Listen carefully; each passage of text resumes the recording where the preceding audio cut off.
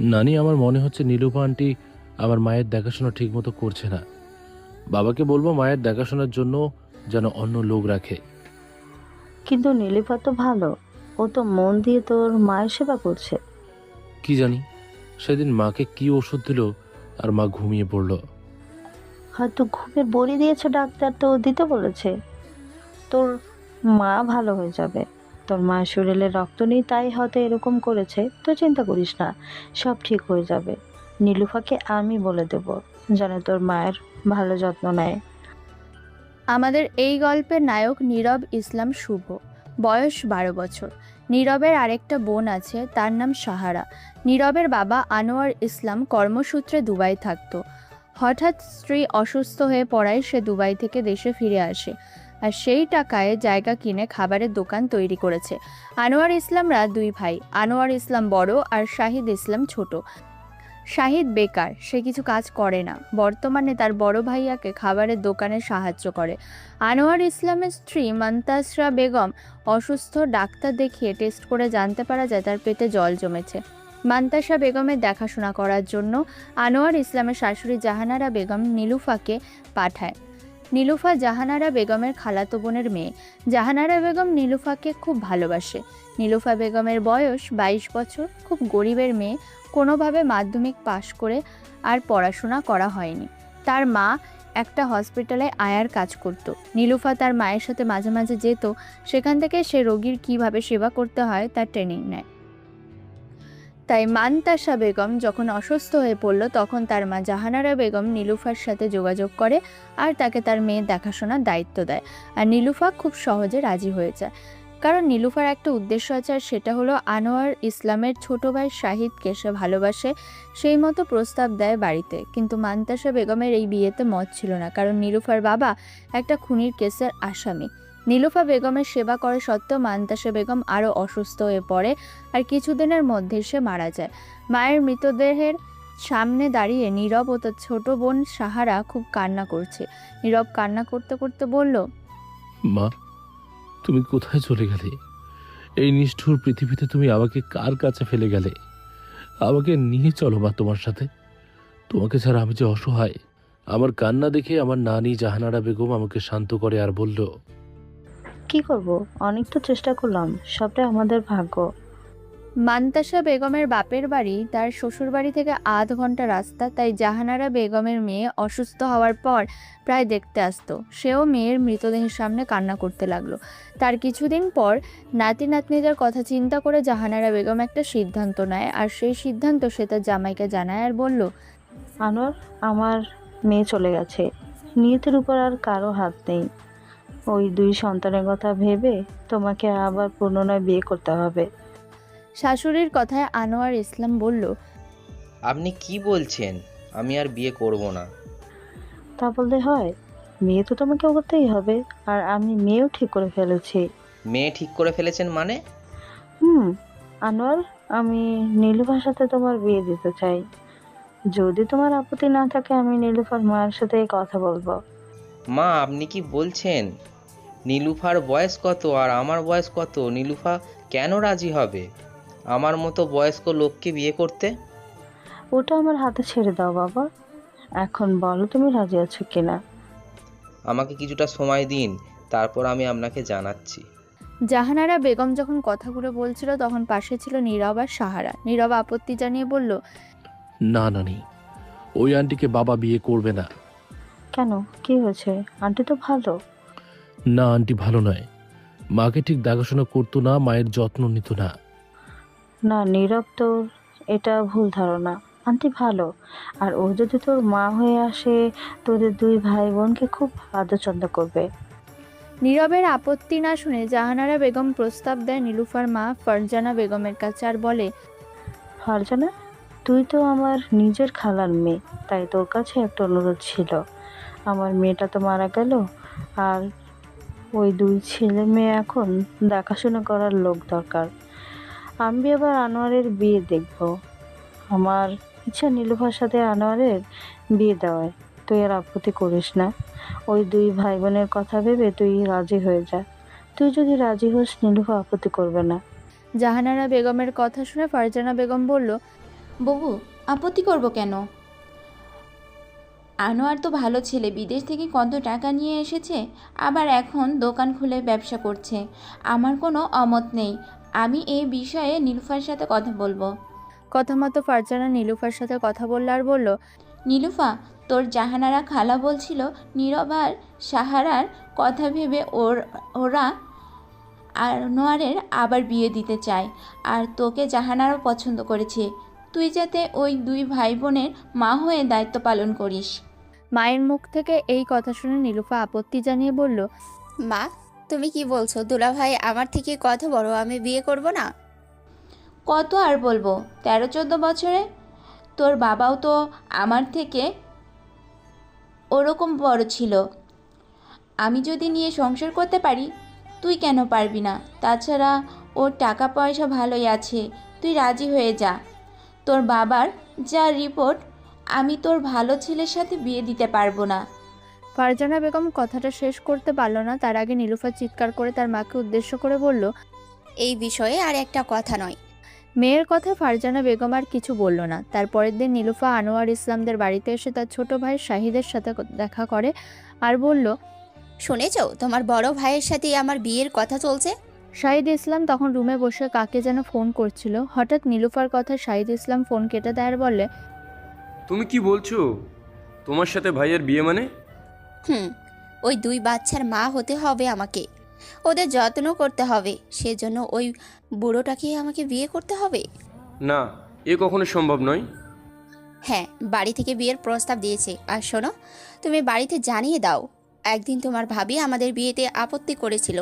তার কারণ আমার বাবা একটা খুনের কেসের আসামি ছিল, সেই কারণে। আমার বাবা বেঁচে নেই, আর তোমার ভাবিও বেঁচে নেই, তাই আর কোনো সমস্যা নেই। তুমি তোমার বড় ভাইয়াকে বলো তুমি আমাকে বিয়ে করতে চাও। আমি তোমাকে ছেড়ে এই বুড়োকে বিয়ে করতে পারবো না। আর তুমি তো জানো, তোমাকে পাবার জন্য আমার এই বাড়িতে আসা আর ওই দুই ছেলে মেয়েকে দেখাশোনা করা, তোমাকে যদি না পেলাম তাহলে কি লাভ হলো আমার?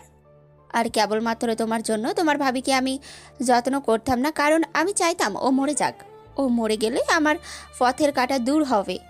আর আল্লাহ আমার কথা শুনেছে। আমি জানতাম, আমার ভাবি মাকে বলেছিল তোমার বিষয়ে। তারপর থেকে মা তোমাকে অপছন্দ করত। তবে তুমি যত্ন করতে না বলে আমার ভাবি মারা যাননি। ভাবির অবস্থা ভালো ছিল না, ডাক্তার জবাব দিয়েছিল। তাই এ বিষয়ে নিজেকে আর কখনো দায়ী করবে না। আমি যে ঠিকঠাক ওষুধ খাওয়াতাম না, সেটা কিন্তু নীরব জানে। তুমি চুপ করো, আর এই বিষয় নিয়ে কোনো কথা নয়। আমি এই বিষয়ে ভাইয়ের সঙ্গে কথা বলবো। আনোয়ার ইসলামের ছোট ভাই শাহিদের সাথে নীলুফার আজকে 3 বছরের সম্পর্ক। নীলুফার বাবা একটা খুনের কেসে ওর নাম জড়িয়ে পড়ে। সেই কারণে শাহিদ যখন তার মাকে নীলুফার কথা বলেছিল তখন আপত্তি করেছিল মান্তাসা বেগম। সেটা ওরা দুজনেই জানতো, তাই নীলুফার একটা রাগ ছিল। ও যখন মান্তাসা বেগমের দায়িত্ব পেয়েছিল তখন ঠিকই করেছিল ওকে অযত্ন করবে, সময় ওষুধ খাওয়াবে না। সেটা কেউ না জানলেও নীরব বুঝতে পেরে গিয়েছিল। এমনিতেও মান্তাসা বেগমকে ডাক্তার জবাব দিয়েছিল হয়তো যত্ন করলে আর কিছুদিন বাঁচত, কিন্তু সেটা হয়নি। এদিকে শাহিদ ইসলাম নীলুফার কথা মতো তার বড় ভাই আনোয়ার ইসলামকে বলল, ভাইয়া, তোমার সাথে আমার একটা কথা ছিল। আনোয়ার ইসলাম তখন পরোটা ভাজি করছিল দোকানের জন্য। ছোট ভাইয়ের কথা শুনে সে বলল, বল, কি বলবি? বড় ভাইয়ের কথা শাহিদ ইসলাম আমতা আমতা করে বলল, ভাইয়া, তোমার সাথে নীলুফার বিয়ের কথা হচ্ছে। ভাইয়ের মুখ থেকে বিয়ের কথা শুনে আনোয়ার ইসলাম বলল, কি আর বলবো তোকে, নীরবে নানির ইচ্ছা আমি নীলুফাকে বিয়ে করি। তুই বল এটা কি করে সম্ভব? নীলুফা আমার থেকে বয়সে কত ছোট, তারপর আমার দুটো বাচ্চা, ওর সাথে কখনো আমাকে মানায়? কিন্তু উনি শুনছেন না, আমি কি করব বলতো? ভাইয়ের মুখ থেকে এই কথা শুনে শাহিদ ইসলাম বলল, ভাইয়া, আমি নীলুফাকে পছন্দ করি। অনেক দিন থেকেই আমাদের মধ্যে একটা সম্পর্ক আছে। আগে আমি মাকে বলেছিলাম, কিন্তু ভাবির আপত্তি ছিল নীলুফার বাবার একটা খুনির কেসে নাম ছিল বলে। তাই শেষ পর্যন্ত মা রাজি হয়নি। তারপর শাহিদ ইসলাম বড় ভাইয়ের দুটো হাত ধরে বলল, ভাইয়া, তুমি একটু মাকে বলো না, মা যেন রাজি হয়ে যায়। নীলুফা যদি আমার বউ হয়ে আসে তাহলে নীরব আর সাহারার মতো দেখাশোনা করবে। আমরা তো এক বাড়িতেই থাকবো। তুমি চাইলে আবার বিদেশে চলে যেতে পারো, ওদের জন্য তোমাকে চিন্তা করতে হবে না। ছোট ভাইয়ের মুখ থেকে এসব কথা শুনে আনোয়ার ইসলাম একটু হাসলো আর বলল, এই ব্যাপার, তাই তুই তো আমাকে আগে বলবি, আমি জানতাম না। তোর ভাবি বা মা কখনো এই ব্যাপারে আমায় কিছু বলেনি। সেই যাই হোক, ওর বাবা যেমনই হোক, মেয়েটা তো ভালো, আমার কোনো অমত নেই। তোর সাথে নীলুফার সব দিক থেকেই মানাবে। আমি এ ব্যাপারে মায়ের সাথে কথা বলবো। আনোয়ার ইসলাম তার ছোট ভাই শাহিদ ইসলামকে খুব ভালোবাসে। বিদেশ থেকে টাকা নিয়ে এসে জায়গাটা মায়ের নামে করে। আনোয়ার ইসলাম মাকে খুব ভালোবাসতো। সবাই বারণ করেছিল মায়ের নামে করলে তাহলে ছোট ভাই সেও তো পাবে, কিন্তু আনোয়ার ইসলাম শোনেনি। বলে, আমার নিজের ছোট ভাই আমার নিজের রক্ত, তাকে বঞ্চিত করে কি হবে? মায়ের জিনিস হলে দুই ভাই পাবো। তারপর আনোয়ার ইসলাম বাড়িতে এসে তার মা সুলতানা বেগমের রুমে এসে দেখলো তার মা নামাজে বসেছে। তাই আনোয়ার ইসলাম চুপ করে একটা চেয়ারে বসে রইল। মায়ের নামাজ শেষ হতে সুলতানা বেগম দেখতে পায় তার বড় ছেলে আনোয়ার বসে আছে। সুলতানা বেগম ছেলেকে উদ্দেশ্য করে বলল, কিছু বলবি আনোয়ার? মা, আমি বলছিলাম আমার বিয়ে না দিয়ে শহীদের বিয়ে দাও। সেটা দেবো, তবু ছেলে মেয়ের কথা ভেবে তোর বিয়ে করা উচিত। মায়ের কথার পরিপ্রেক্ষিতে প্রসঙ্গ পাল্টে আনোয়ার ইসলাম বলল, আমার একটা মেয়েকে পছন্দ আছে, ওর সাথে শহীদকে ভালো মানাবে। তুমি আর আপত্তি করবে না? ঠিক আছে, সে হবে এখন। আগে তোর বিয়ে হোক, তারপর ভাইয়ের বিয়ে হবে। নীরবের নানি তোর জন্য একটা মেয়ে দেখেছে। মেয়েটাকে আমি জানি না, ও পরে বলবে বলেছে। মা, নীরবে নানি আমার জন্য যে মেয়েটাকে পছন্দ করেছে সেটা আর কেউ নয়, নীলুফা। তবে মা, নীলুফাকে আমি বিয়ে করতে পারবো না, ও আমার থেকে বয়সে ছোট। তারপর একটু থেমে আনোয়ার ইসলাম আরও বলল, তুমি হয়তো জানো, শহীদ আর নীলুফা ওরা অনেক দিন থেকে একে অপরকে পছন্দ করে। আজকে শহীদ আমায় বলছিল তোমার সাথে কথা বলার জন্য ও নীলুফাকে বিয়ে করতে চায়। মা, তুমি আর আপত্তি করো না। এর আগে নাকি ও তোমাকে একবার বলেছিল, আর সেটা নাকি মান্তাসা আপত্তি জানিয়েছিল। ওর বাবা একটা খুনের কেসে আসামি ছিল সেই কারণে। তবে মা, ওর বাবা কি দোষ করেছে সেটা দেখে ওর চরিত্রে বিচার করা ঠিক তো হবে না। ওরা যখন একে অপরকে পছন্দ করে, বরং ওদের দুজনকে বিয়েটা দেয়া হোক। ওরা আমার ছেলে মেয়েকে দেখবে বলেছে, আর যদি কখনো সুযোগ হয় তখন বিয়ের কথা ভাবা যাবে। এখন আমি এই মুহূর্তে বিয়ে করছি না। তাছাড়া কদিন ধরে আমার শরীরটা ভালো যাচ্ছে না, রাতে বুকে যন্ত্রণা হচ্ছে। আমি একবার ডাক্তারের কাছে যাব। ছেলের শরীর খারাপ শুনে সুলতানা বেগম বলল, ঠিক আছে বাবা, তুই যা বলছিস তাই হবে। নীলুফার সাথে শাহিদের বিয়ে দেওয়া হবে। তবে তোকে এখন বিয়ে করতে হবে না, তুই আগে ডাক্তার দেখা। নীলুফার সাথে তার চাচার বিয়ে হবে শুনে নীরব তার দাদিকে বলল, দাদি, নীলুফা আন্টির সাথে চাচার বিয়ে হবে? নাতির কথা শুনে সুলতানা বেগম বলল, কেন, তোর আপত্তি আছে? না দাদি, আমি এমনি বললাম। একবার বাবার সাথে বিয়ের কথা বলছো, একবার চাচার সাথে, তাই জিজ্ঞাসা করছিলাম। এইসব বড়দের বিষয় তোকে কান দিতে হবে না। তুই পড়াশোনায় মন দে। এখন যেমন পড়তে যাচ্ছিস পড়তে যা। রাতের দিকে নীরবের ছোট বোন সাহারা নীরবকে বলল, ভাইয়া, নীলুফা আন্টির সাথে তাহলে বাবার বিয়ে হচ্ছে না, চাচার বিয়ে হচ্ছে? বোনের কথা শুনে নীরব বলল, তাই তো শুনলাম। আমরা ছোট, এসব বিষয় আমাদের থাকতে দাদি বারণ করেছে। নীলুফা আন্টিকে আমার এমনিতেই পছন্দ নয়। হয়নি ভালো হয়েছে, আর বাবার পাশে আমি ওকে সহ্য করতে পারতাম না, আর মা বলে ডাকা কখনোই সম্ভব নয়। বোনের কথা নীরব হাসলো, তবে কিছু বলল না। তার ছোট বোনটা তার খুব আদরের আর খুব অভিমানী। মা নেই, তাই বোনকে সেই খেয়াল রাখে। সাহারার বয়স এখন 8 বছর, নীরবের থেকে 6 বছরের ছোট। রাতের দিকে সুলতানা বেগম নীরবের নানি জাহানারা বেগমকে ফোন করলো আর বলল, জাহানারা বোন, একটা কথা ছিল। বলেন আপা। তারপর সুলতানা বেগম জাহানারা বেগমকে সমস্ত কথা খুলে বলল। সব শুনে জাহানারা বেগম বলল, ঠিক আছে, অসুবিধা কি? ওরা যখন একে অপরকে পছন্দ করে তখন ওদের বিয়েটা দেওয়া হোক। নীলুফা এমনিতেই খারাপ নয়, শুধু ওর বাবার একটা দোষের কারণে হয়তো মান্তাসা আপত্তি করতেছিল। তারপর একদিন কাজী ডেকে খুব সাধারণভাবে নীলুফার সাথে শাহিদের বিয়ে হয়। বিয়ের প্রথম প্রথম নীলুফা সাহারা ও নীরবকে ভালোই দেখাশোনা করত। বিয়ে 2 বছরের মাথায় নীলুফার একটা মেয়ে হয়। তারপর থেকে দুই ভাই বোনকেও আর সহ্য করতে পারতো না। এদিকে আনোয়ার ইসলামের শরীর ভালো নয়, ডাক্তার দেখিয়েছে। ডাক্তার বলেছে হার্টের অপারেশন করতে হবে খুব তাড়াতাড়ি, অনেক টাকা খরচের ব্যাপার। আনোয়ার ইসলাম এই বিষয়টা বাড়িতে চেপে যায়, কারণ তার কাছে যা টাকা ছিল জায়গাটা কিনে দোকান করে অনেক টাকায় খরচ করে ফেলেছে। মান্তাসা বেগমের চিকিৎসাতেও অনেক টাকা খরচ করেছে, আর কিছু টাকা দুই ভাই বোনের নামে ব্যাংকে রেখে দিয়েছে, তাই আনোয়ার ইসলাম সে টাকা কিছুতে খরচ করতে চাইছে না। এদিকে দেখতে দেখতে নীরবের মাধ্যমিক পরীক্ষা চলে আসে। সে যখন পরীক্ষা দিতে যায় দেখে তার বাবা রুমে শুয়ে আছে। সে বাবার কাছে এসে বাবাকে বলল, বাবা, তুমি অসময়ে শুয়ে আছো, তোমার শরীর খারাপ নাকি? আনোয়ার ইসলাম জানে তার ছেলের মাধ্যমিক পরীক্ষা, তাই ছেলের যাতে চিন্তা না হয় সে বলল, সেই রকম নয় বাবা, গা হাত পা মাথা গরম আর ব্যথা, তাই শুয়ে আছি। তোর চাচার দোকানে আছে, সেরকম কাজের চাপ নেই, তাই আমি যাইনি। বাবা, আমি দেখেছি মাঝে মাঝে তোমার শরীর খারাপ হয়, এটা ঠিক নয়। আমার পরীক্ষাটা হয়ে যাক, আমি তোমাকে ডাক্তারের কাছে নিয়ে যাব। মা তো চলে গেল, তোমার যদি কিছু হয়ে যায় আমাদের দুই ভাই বোনের কি হবে বাবা? ছেলের কথা শুনে আনোয়ার ইসলামের মায়া হলো। সে বলল, ঠিক আছে বাবা, যাব। তবে তোকে এইসব নিয়ে চিন্তা করতে হবে না, সামান্য জ্বর ভালো হয়ে যাবে, তুই আগে ভালো করে পরীক্ষা দে। তার বাবা বললেও নীরবের কিন্তু মনে শান্তি নেই, কারণ তার বাবার এই ঘন ঘন অসুস্থ হয়ে যাওয়াটা সে ভালো চোখে দেখছে না। একে তো মানেই, তাই তার খুব চিন্তা হয়। দেখতে দেখতে তার পরীক্ষা শেষ হয়ে গেল। আনোয়ার ইসলাম দোকানে ছিল। নীরব তার বাবার কাছে গিয়ে বলল, বাবা, আজকে তোমাকে আমি ডাক্তারের কাছে নিয়ে যাব। ছেলের কথায় আনোয়ার ইসলাম হাসল আর বলল, আমি ডাক্তার দেখিয়েছি, এখন ভালো আছি, আর ডাক্তার দেখাতে হবে না। তুই বলেছিলিস কম্পিউটার সেন্টারে ভর্তি হবি, কালকে হয়ে যাবি। এখন তোর মাধ্যমিক পরীক্ষা হয়ে গেছে, বসেই থাকবি, এই সময় কম্পিউটার ট্রেনিংটা নিয়ে নে। ঠিক আছে বাবা, হবে এখন। নীরব বাবার ইচ্ছা অনুযায়ী কম্পিউটার সেন্টারে ভর্তি হয়। সেই সাথে মাঝে মাঝে বাবার দোকানে চলে আসে। বাবাকেও চাচাকে সকল কাজে সাহায্য করে। হঠাৎ একদিন নীরব তার বাবার ঘরে গিয়ে দরজা টোকা দেয় আর ডাকে, বাবা ওঠো, সকাল হয়ে গেছে, দোকানে যাবে না? আনোয়ার ইসলাম কোনো সাড়া দেয় না। নীরবের সন্দেহ হয়। সে তার পাশের বাড়ির এক চাচাকে ডেকে নিয়ে আসে। ডাকাডাকি করেও যখন সাড়া পাওয়া যাচ্ছে না, তখন দরজা ভাঙা হয়। দরজা খুলে দেখা হয় আনোয়ার ইসলামের শরীরটা ঠান্ডা হয়ে গেছে।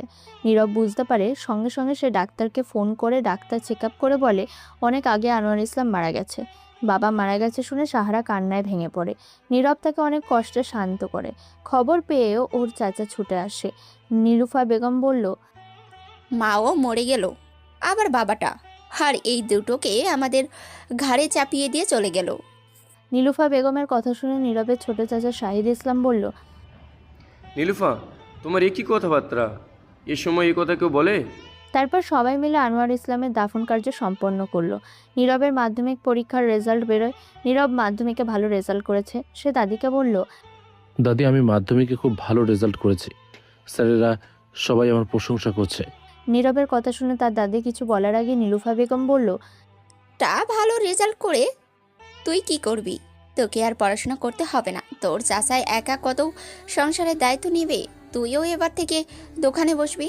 নীলুফা বেগমের কথায় আপত্তি জানিয়ে নীরব বলল, আমি পড়াশোনা করতে চাই চাচি। না, আর পড়তে হবে না, তুই চাচার সাথে দোকানে যাবি। নীরব তখন তার দাদির দিকে তাকিয়ে দেখলো তার দাদিও অসহায়ভাবে তার দিকে তাকিয়েছিল।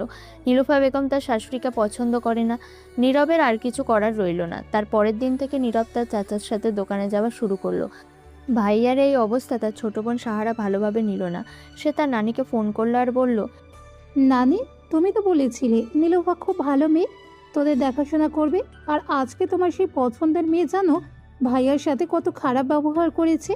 ভাইয়া পরীক্ষায় কত ভালো রেজাল্ট করেছে, তবু ভাইয়াকে পড়াশোনা করতে দিল না, বলল দোকানে বসতে। নাতনির কথা শুনে জাহানারা বেগম কিছু বলল না। মেয়ে জামাইয়ের মৃত্যুর পর সেও খুব ভেঙে পড়েছে। ইদানিং তার শরীর ভালো যায় না, তাই সে নাতনিকে বলল, কি আর করবি বল, সবই তোদের ভাগ্য। তা না হলে এই বয়সে কারো আবার বাবা মা মারা যায়। নীরব দোকানে চাচাকে সাহায্য করতে লাগলো। এরই মাঝে ওর দাদি সুলতানা বেগম মারা যায়। তারপর থেকে সাহারার উপর প্রচুর কাজের চাপ পড়ে। একটুখানি ছোট মেয়েকে সব কাজ করায় নীলুফা বেগম। নীরব সবই জানে, তবু সে কিছু বলতে পারে না। একদিন নীরব দোকান থেকে বাড়ি ফিরে দেখে তার বোন শুয়ে শুয়ে কাঁদছে। তা দেখে নীরব বলল, বোন, তোর কি হয়েছে? তুই কান্না করছিস কেন? ভাইয়ার কথা শুনে সাহারা তার ভাইয়াকে জড়িয়ে ধরে আরও কান্না করতে লাগলো। কান্না করতে করতে সে বলল, জানিস ভাইয়া, আজকে চাচি আমাকে মাছ কাটতে দিয়েছিল, আমি ঠিক মতো কাটতে পারিনি বলে চাচি আমাকে অনেক মেরেছে, এমনকি আমার পায়ে গরম জল ফেলে দিয়েছে। আমার পায়ে ফোসকা পড়ে গেছে, খুব জ্বালা করছে ভাইয়া। বোনের পায়ের দিকে তাকিয়ে দেখে সত্যি তার পাটা ফুলে গেছে। নীরবের বুকের ভেতরে তখন যন্ত্রণা শুরু করে দেয়। তার ছোট্ট বোনটাকে সে খুব ভালোবাসে। নীরব জানে যাজাকে বলে কোনো লাভ নেই, তাই সে বোনকে নিয়ে ডাক্তারের কাছে গেল। ডাক্তার দেখিয়ে ওষুধ নিয়ে বাড়িতে আসলো। তারপর বাড়ি আসতে নীলুফা বেগম নীরবকে বলল, ওই তুই এই রাতে বোনকে নিয়ে কোথায় গিয়েছিলিস? চাচির কথায় নীরব বলল, বোনের পায়ে গরম জল দেওয়ার জন্য ফোসকা হয়ে গেছে, আমি বোনকে নিয়ে ডাক্তারের কাছে গিয়েছিলাম। নীলুফা বেগম তখন সাহারার পায়ের দিকে তাকালো, দেখলো ব্যান্ডেজ করা আছে। তারপর নীলুফা বেগম নীরবকে বলল, তুই কোথায় টাকা পেলি যে বোনকে ডাক্তারের কাছে নিয়ে গেলি? চাচির কথায় নীরব বলল, আমাকে চাচা দিয়েছে। চাচা দিয়েছে না চুরি করেছিস? ঠিক তখনই শাহিদ ইসলাম সেখানে আসে। নীলুফা বেগমের মুখ থেকে সব কথা শুনে শাহিদ ইসলাম বলল, হ্যাঁ, নীরবকে টাকাটা আমি দিয়েছি। আজকে নীরব ঘুগনি রান্না করেছিল আর খুব সুন্দর টেস্ট হয়েছিল, সবাই ওর প্রশংসা করছিল, তাই আমি খুশি হয়ে ওকে টাকাটা দিয়েছি। স্বামীর কথা শুনে বিরক্ত হয়ে নীলুফা বেগম বলল, খুশি হয়েছ বলে টাকা দিতে হবে? দেখতে দেখতে আরো কয়েক বছর পার হয়ে গেল। নীলুফা বেগমের আরেকটা পুত্র সন্তান জন্ম দিয়েছে। ছেলে মেয়েকে নিয়ে নীলুফা বেগম খুব ব্যস্ত থাকে। আর ছোট্ট সাহারা সংসারে কাজ করে, তার সাথে আবার নিজের পড়াশোনাও করে। একদিন নীলুফা বেগম তার স্বামীকে বলল, দেখো আমাদের ছেলে হয়েছে, তার ভবিষ্যতে কথা তোমাকে ভাবতে হবে। ওই জায়গাটা সবটাই মায়ের নামে, তাই মাকে বুঝিয়ে ওই জায়গাটা তুমি তোমার নামে করে দাও। ভবিষ্যতে যদি নীরব দাবি করতে পারে এমন কিছু করো যাতে নীরব কখনো দাবি করতে না পারে। নীলুফা বেগমের কথা শুনে তার স্বামী শাহিদ ইসলাম বলল, তুমি কি বলছো নীলুফা? জায়গাটা বেশিরভাগ টাকা বড় ভাই দিয়েছে। ভাইয়া মাকে অতিরিক্ত ভালোবাসতো, তাই ভাইয়া মায়ের নামে করেছে। মায়ের অংশ মানে দুই ভাই সমান। আমি সেখানে পুরো জায়গাটা কি করে দাবি করতে পারি আমার বলে? আমি জানি না, ওসব কথা শুনবো না। তুমি পুরো জায়গাটাই তোমার নামে করে নাও। এটা কখনো সম্ভব নয়। ওই জায়গাটা দলিল তো তোমার কাছে আছে। আচ্ছা, তো কি হয়েছে? উকিলকে বলে নিজের নামে করে নাও আর ওকে ওই দোকান থেকে বের করে দাও, আর যেন জীবনে ওই দোকানে ঢুকতে না পারে। এরকম নানা কথাবার্তা বলে নীলুফা বেগম তার স্বামীকে উত্তেজিত করতে থাকে। একদিন শাহিদ ইসলাম একটা কাজে বাইরে গিয়েছিল আর নীলুফা বেগম তার মা ফারজানা বেগমকে নিয়ে দোকানে আসে। এসে দেখে নীরব তখন টাকার বাক্স থেকে টাকা গুনছিল। সেটা দেখে নীলুফা বেগম বলল, তুই টাকা চুরি করছিস? চাচির কথা শুনে নীরব বলল, তুমি কি বলতে চাইছো? আমি চুরি করব কেন? মিথ্যে বলবি না, তোর চাচা নেই সেই সুযোগে তুই চুরি করছিস? নীলুফা বেগমের সাথে নীলুফা বেগমের মা ফারজানা বেগম ছিল। সে বলল, তুই মিথ্যে বলছিস কেন? আমরা দেখলাম তুই টাকা চুরি করে সরিয়ে রাখছিস। না, এটা মিথ্যা কথা, আমি চুরি করিনি। নীলুফা বেগম চিৎকার করতে লাগলো আর বলল, বেরো তুই দোকান থেকে। তুই যদি দোকান থেকে না যাস আমি তাহলে পুলিশ ডাকতে বাধ্য হব। চাচির কথা শুনে নীরব কান্না করতে করতে বলল, না চাচি, তুমি বিশ্বাস করো, আমার কথা শোনো। দাঁড়া, আমি তোর চাচাকে এক্ষুনি ফোন করছি। নীলুফা বেগমের ফোন পেয়ে শাহিদ ইসলাম কিছুক্ষণের মধ্যে দোকানে চলে আসে আর সবকিছু শুনে সে নীরবকে মারধর করতে থাকে আর বলে, আমি তোকে বিশ্বাস করে দোকানে রেখেছি আর তুই চুরি করেছিস? বিশ্বাস করো চাচা, আমি চুরি করিনি। টাকাটা আমি গুনে রাখছিলাম, তাছাড়া নিজেদের দোকানে কেউ কি চুরি করে? নীরবের কথা শুনে নীলুফা বেগম নীরবের গালে একটা চড় মারে আর বলে, নিজেদের দোকান মানে? তুই কি বলছিস তোর বাবার দোকান? এটা তোর চাচার দোকান। তোর বাবা যতদিন এই দোকানে ছিল ততদিন দোকান ভালো চলেনি। যখন থেকে তোর চাচা দায়িত্ব নিয়েছে তখন থেকে এই দোকানে উন্নতি হয়েছে। তাই এই দোকানে না তোর বাবার কোনো অবদান আছে না তোর আছে। তুই এই মুহূর্তে এই দোকান থেকে চলে যাবি, একদম দাবি নিয়ে তুই এখানে আসবি না। তুই যদি এখানে আসিস আমি তোকে পুলিশে দেব। কথাটা বলে নীলুফা বেগম নীরবকে দোকান থেকে বের করে দেয়। নীরব কান্না করতে করতে বলল, তোমরা আমার সাথে যেটা করছো সেটা ঠিক কাজ করনি। আমি জানি তোমরা মিথ্যে বলছো, এটা দাদির নামে হলেও এই টাকা আমার বাবা দিয়েছে। তোর বাবা কোনো পয়সা দেয়নি। তুই এখনই দোকান থেকে চলে যাবি, তা না হলে চুরির কেসে তোকে পুলিশে দেব। চাচির কথায় নীরব শুধু বলল, ঠিক আছে চাচি, আমি চলে যাচ্ছি। তবে আল্লাহ যদি থেকে থাকে, আমি যদি কোনো দোষ না করে থাকি, একদিন শুধু দোকান নয়, আমি একটা বড় হোটেলের মালিক হব ইনশাল্লাহ। আমি দেখিয়ে দেবো আমিও পারি। কি করবে নীরব বুঝে উঠতে পারে না। কে জানে বাড়িতে গেলে তার চাচা চাচি হয়তো তাকে আরও মারধর করবে। তার খুব ইচ্ছা ছিল বোনের সাথে দেখা করার, কিন্তু ওদের ভয়ে সে আর বাড়ি ফিরে গেল না। বোনকে যে সে সাথে নিয়ে যাবে, এখন নিজেই বা থাকবে কোথায় আর বোনকে রাখবে কোথায়?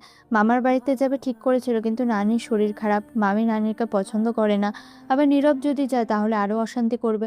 সব কিছু ভেবে নীরব ঠিক করলে সে কোথাও চলে যাবে। সে সেই উদ্দেশ্যে স্টেশনে এলো। স্টেশনে এসে দেখলো তার ফোনটা বাজছে। তার কাছে তার বাবার মোবাইলটা ছিল। ফোনের দিকে তাকিয়ে দেখলো তার বোন ফোন করেছে।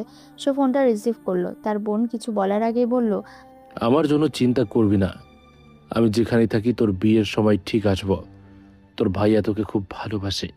ভাইয়ার কথা শুনে সাহারা কিছু বুঝতে না পেরে সে যে তার ভাইয়াকে কিছু বলতে যাবে তার আগে নীরব ফোন সুইচ অফ করে দেয়। নীরব জানে তার বোন কান্নাকাটি করবে, হয়তো তাকে ফিরে যেতে বলবে, কিন্তু ফিরে গিয়ে সে কি করবে? আবার তো তাকে দাঁড়িয়ে দাঁড়িয়ে অপমান শুনতে হবে। এই অপবাদ আর অপমানের জবাব তাকে দিতেই হবে। না, সে ফিরে যাবে না। তাই সবকিছু ভুলে থাকার জন্য সে ফোনের সিমটা সেখানে ফেলে দিল। কিছুক্ষণের মধ্যে ট্রেন আসতে কোনো কিছু না ভেবে নীরব উঠে পড়ল। এক অজানা গন্তব্যে সে পাড়ি দিল। ট্রেনের কামরায় বসে সে যখন নানা রকম চিন্তা করছিল, ঠিক এক ঘুগনি বিক্রেতা আলাউদ্দিন খান তার সামনে এলো আর বলল, বাবা, ঘুগনি খাবে? নীরব একটু অন্যমনস্ক ছিল। সে কিছুক্ষণ আগে ঘটে যাওয়া ঘটনা নিয়ে চিন্তা করছিল, তাই আলাউদ্দিন খানের কথা শুনতে পায়নি। আলাউদ্দিন খান পুনরায় বললে নীরব বলল, চাচা, আমার কাছে তো পয়সা নেই। তোমাকে টাকা দিতে হবে না, তুমি এমনি খাও। না চাচা, তা হয় না। কেন বাবা, তা হয় না? তুমি আমাকে চাচা বলে ডেকেছো, তাই আমি তোমাকে দিচ্ছি। তোমাকে দিতেই হবে। তোমার মুখটা দেখে মনে হচ্ছে তোমার খিদে পেয়েছে, আর তুমি কোনো বিষয় নিয়ে খুব চিন্তা করছো। না চাচা, সেরকম কিছু নয়। আমার মনে হচ্ছে তুমি মিথ্যা বলছো। আমি তোমার থেকে বয়সে বড়, তোমার বাবার মতো মুরব্বী মানুষ। আমার কাছে মিথ্যা বলো না। আলাউদ্দিন খানের কথা শুনে নীরব আর নিজেকে ধরে রাখতে পারেনি। সে কান্না করে ফেলে। আর কান্না করতে করতে নীরব বলল, চাচি, ওরা মিথ্যে কথা বলে আমাকে আমাদের নিজের দোকান থেকে তাড়িয়ে দিল। তারপর নীরব আলাউদ্দিন খানের কাছে সমস্ত কথা খুলে বলল। সব শুনে আলাউদ্দিন খান বলল, তোমাকে চিন্তা করতে হবে না, তুমি আমার সাথে চলো। আমার পরিচিত একটা হোটেল আছে, তারা রান্নার কাজে সাহায্যের জন্য ছেলে চাইছে। তুমি যেহেতু এই কাজ জানো, তাহলে সমস্যা হবে না। তাহলে আমি ম্যানেজারকে বলে তোমাকে ওই হোটেলে ঢুকিয়ে দিতে পারবো। হোটেলে তো আমি কখনো রান্না করিনি। আমাদের খাবারের দোকান ছিল ঘুগনি, মুড়ি, তেলে ভাজা, এসব কাজ আমি করতে পারবো। ভয় পাওয়ার কিছু নাই, করতে করতে শিখে যাবে। হোটেলের ম্যানেজার আমার পরিচিত, কদিন আগে বলেছিল একটা অল্প বয়স্ক ছেলে চাই। ভালোই হয়েছে, আল্লাহ যা করে মঙ্গলের জন্য করে। হয়তো এইখান থেকেই তোমার ভালো কিছু হবে। আলাউদ্দিন খানের কথা শুনে নীরব বলল, আমি কি তাহলে ওই হোটেলে থাকবো? না, ওই হোটেলে রাত 10টা পর্যন্ত তোমার কাজ থাকবে। তারপর তুমি চলে আসবে আমার বাড়িতে। আমার বাড়িতে আমার স্ত্রী ছাড়া আর কেউ নেই। এক ছেলে, সেটাকে বাইরে। তাই তোমাকে চিন্তা করতে হবে না, তুমি আমার পরিবারের মধ্যেই থাকবে। তারপর নীরব আলাউদ্দিন খানের সাথে তার বাড়িতে এলো। আলাউদ্দিন খানের একমাত্র ছেলে রহিম, সে থাকে রাজস্থানে, সোনার কাজ করে। বাড়িতে তার স্ত্রী নয়না বেগম থাকে। নয়না বেগম ঘুগনি রান্না করে দেয় আর আলাউদ্দিন খান ট্রেনে বিক্রি করে। প্রতিদিন দুপুরের পর 4টে ট্রেনে যাতায়াত করে, শিয়ালদা থেকে বনগাঁ পর্যন্ত। নীরবকে দেখে নয়না বেগম বলল, এই ছেলেটা কে গো? তুমি কোথা থেকে ধরে নিয়ে এলে? স্ত্রীর কথায় আলাউদ্দিন খান মজা করে বলল, ধরে নাও, এটা আমাদের একটা ছেলে। ভালো করেছো। তুমি বরং ম্যানেজারের সাথে দেখা করো, ওই হোটেলে ওকে ঢুকিয়ে দাও। কালকে যাব। আলাউদ্দিন খানের বাড়ি থেকে 45 মিনিট পর সেই হোটেল। হোটেলটা খুবই বড়, অনেক বিজনেসম্যান এসে রাতে হোটেলে থাকে। আলাউদ্দিন খান হোটেলের ম্যানেজার শরীফুলের সাথে দেখা করল আর বলল, স্যার, আপনার সাথে কিছু কথা ছিল। হোটেলের ম্যানেজার শরীফুল আজকে দীর্ঘ 15 বছর সেই হোটেলের ম্যানেজার। এর আগে আলাউদ্দিন খানের ছেলে এই হোটেলে কাজ করেছে। তারপর তার বাইরে যাওয়ার শখ হয়, সে কাজ করতে জয়পুরে চলে যায়। আলাউদ্দিন খানের কথা শুনে ম্যানেজার শরীফুল বলল, হ্যাঁ বলেন আলাউদ্দিন ভাইয়া। স্যার, আপনি একবার বলেছিলেন আপনাদের হোটেলে লোক লাগবে। লাগবে তো। তা তোমার ছেলে কি আবার ফিরে এসেছে? না স্যার, ছেলে ফিরে আসেনি। আমার এক আত্মীয় ছেলে আছে, একটা কাজের কথা বলছিল, খুব ভালো ছেলে। আপনি বিশ্বাস করতে পারেন, যদি তাকে এই কাজটা দেন তাহলে খুব ভালো হয়। আলাউদ্দিন খানের কথা শুনে শরীফুল বলল, ঠিক আছে, আপনি ছেলেটাকে নিয়ে আসুন, আমি তার সাথে কথা বলবো। আলাউদ্দিন খান নীরবকে সাথে নিয়ে এসেছিল, কিন্তু তাকে কিছুটা দূরে দাঁড় করিয়ে রেখেছিল। আলাউদ্দিন খান ম্যানেজারের সাথে কথা বলে বাইরে এসে নীরবকে নিয়ে গেল, আর নীরবকে দেখে শরীফুলের উদ্দেশ্যে বলল, স্যার, আমি ছেলেটাকে নিয়ে এসেছি, আপনি কথা বলুন।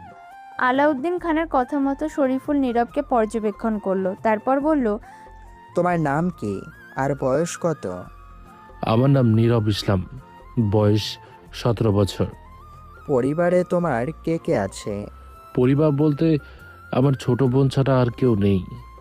আমার বাবা মা দুজনেই মারা গেছে। বাবা মা মারা গেছে শুনে শরীফুলের মনটা খারাপ হয়ে গেল, কারণ সেও ছোটবেলায় তার বাবা মাকে হারিয়েছে।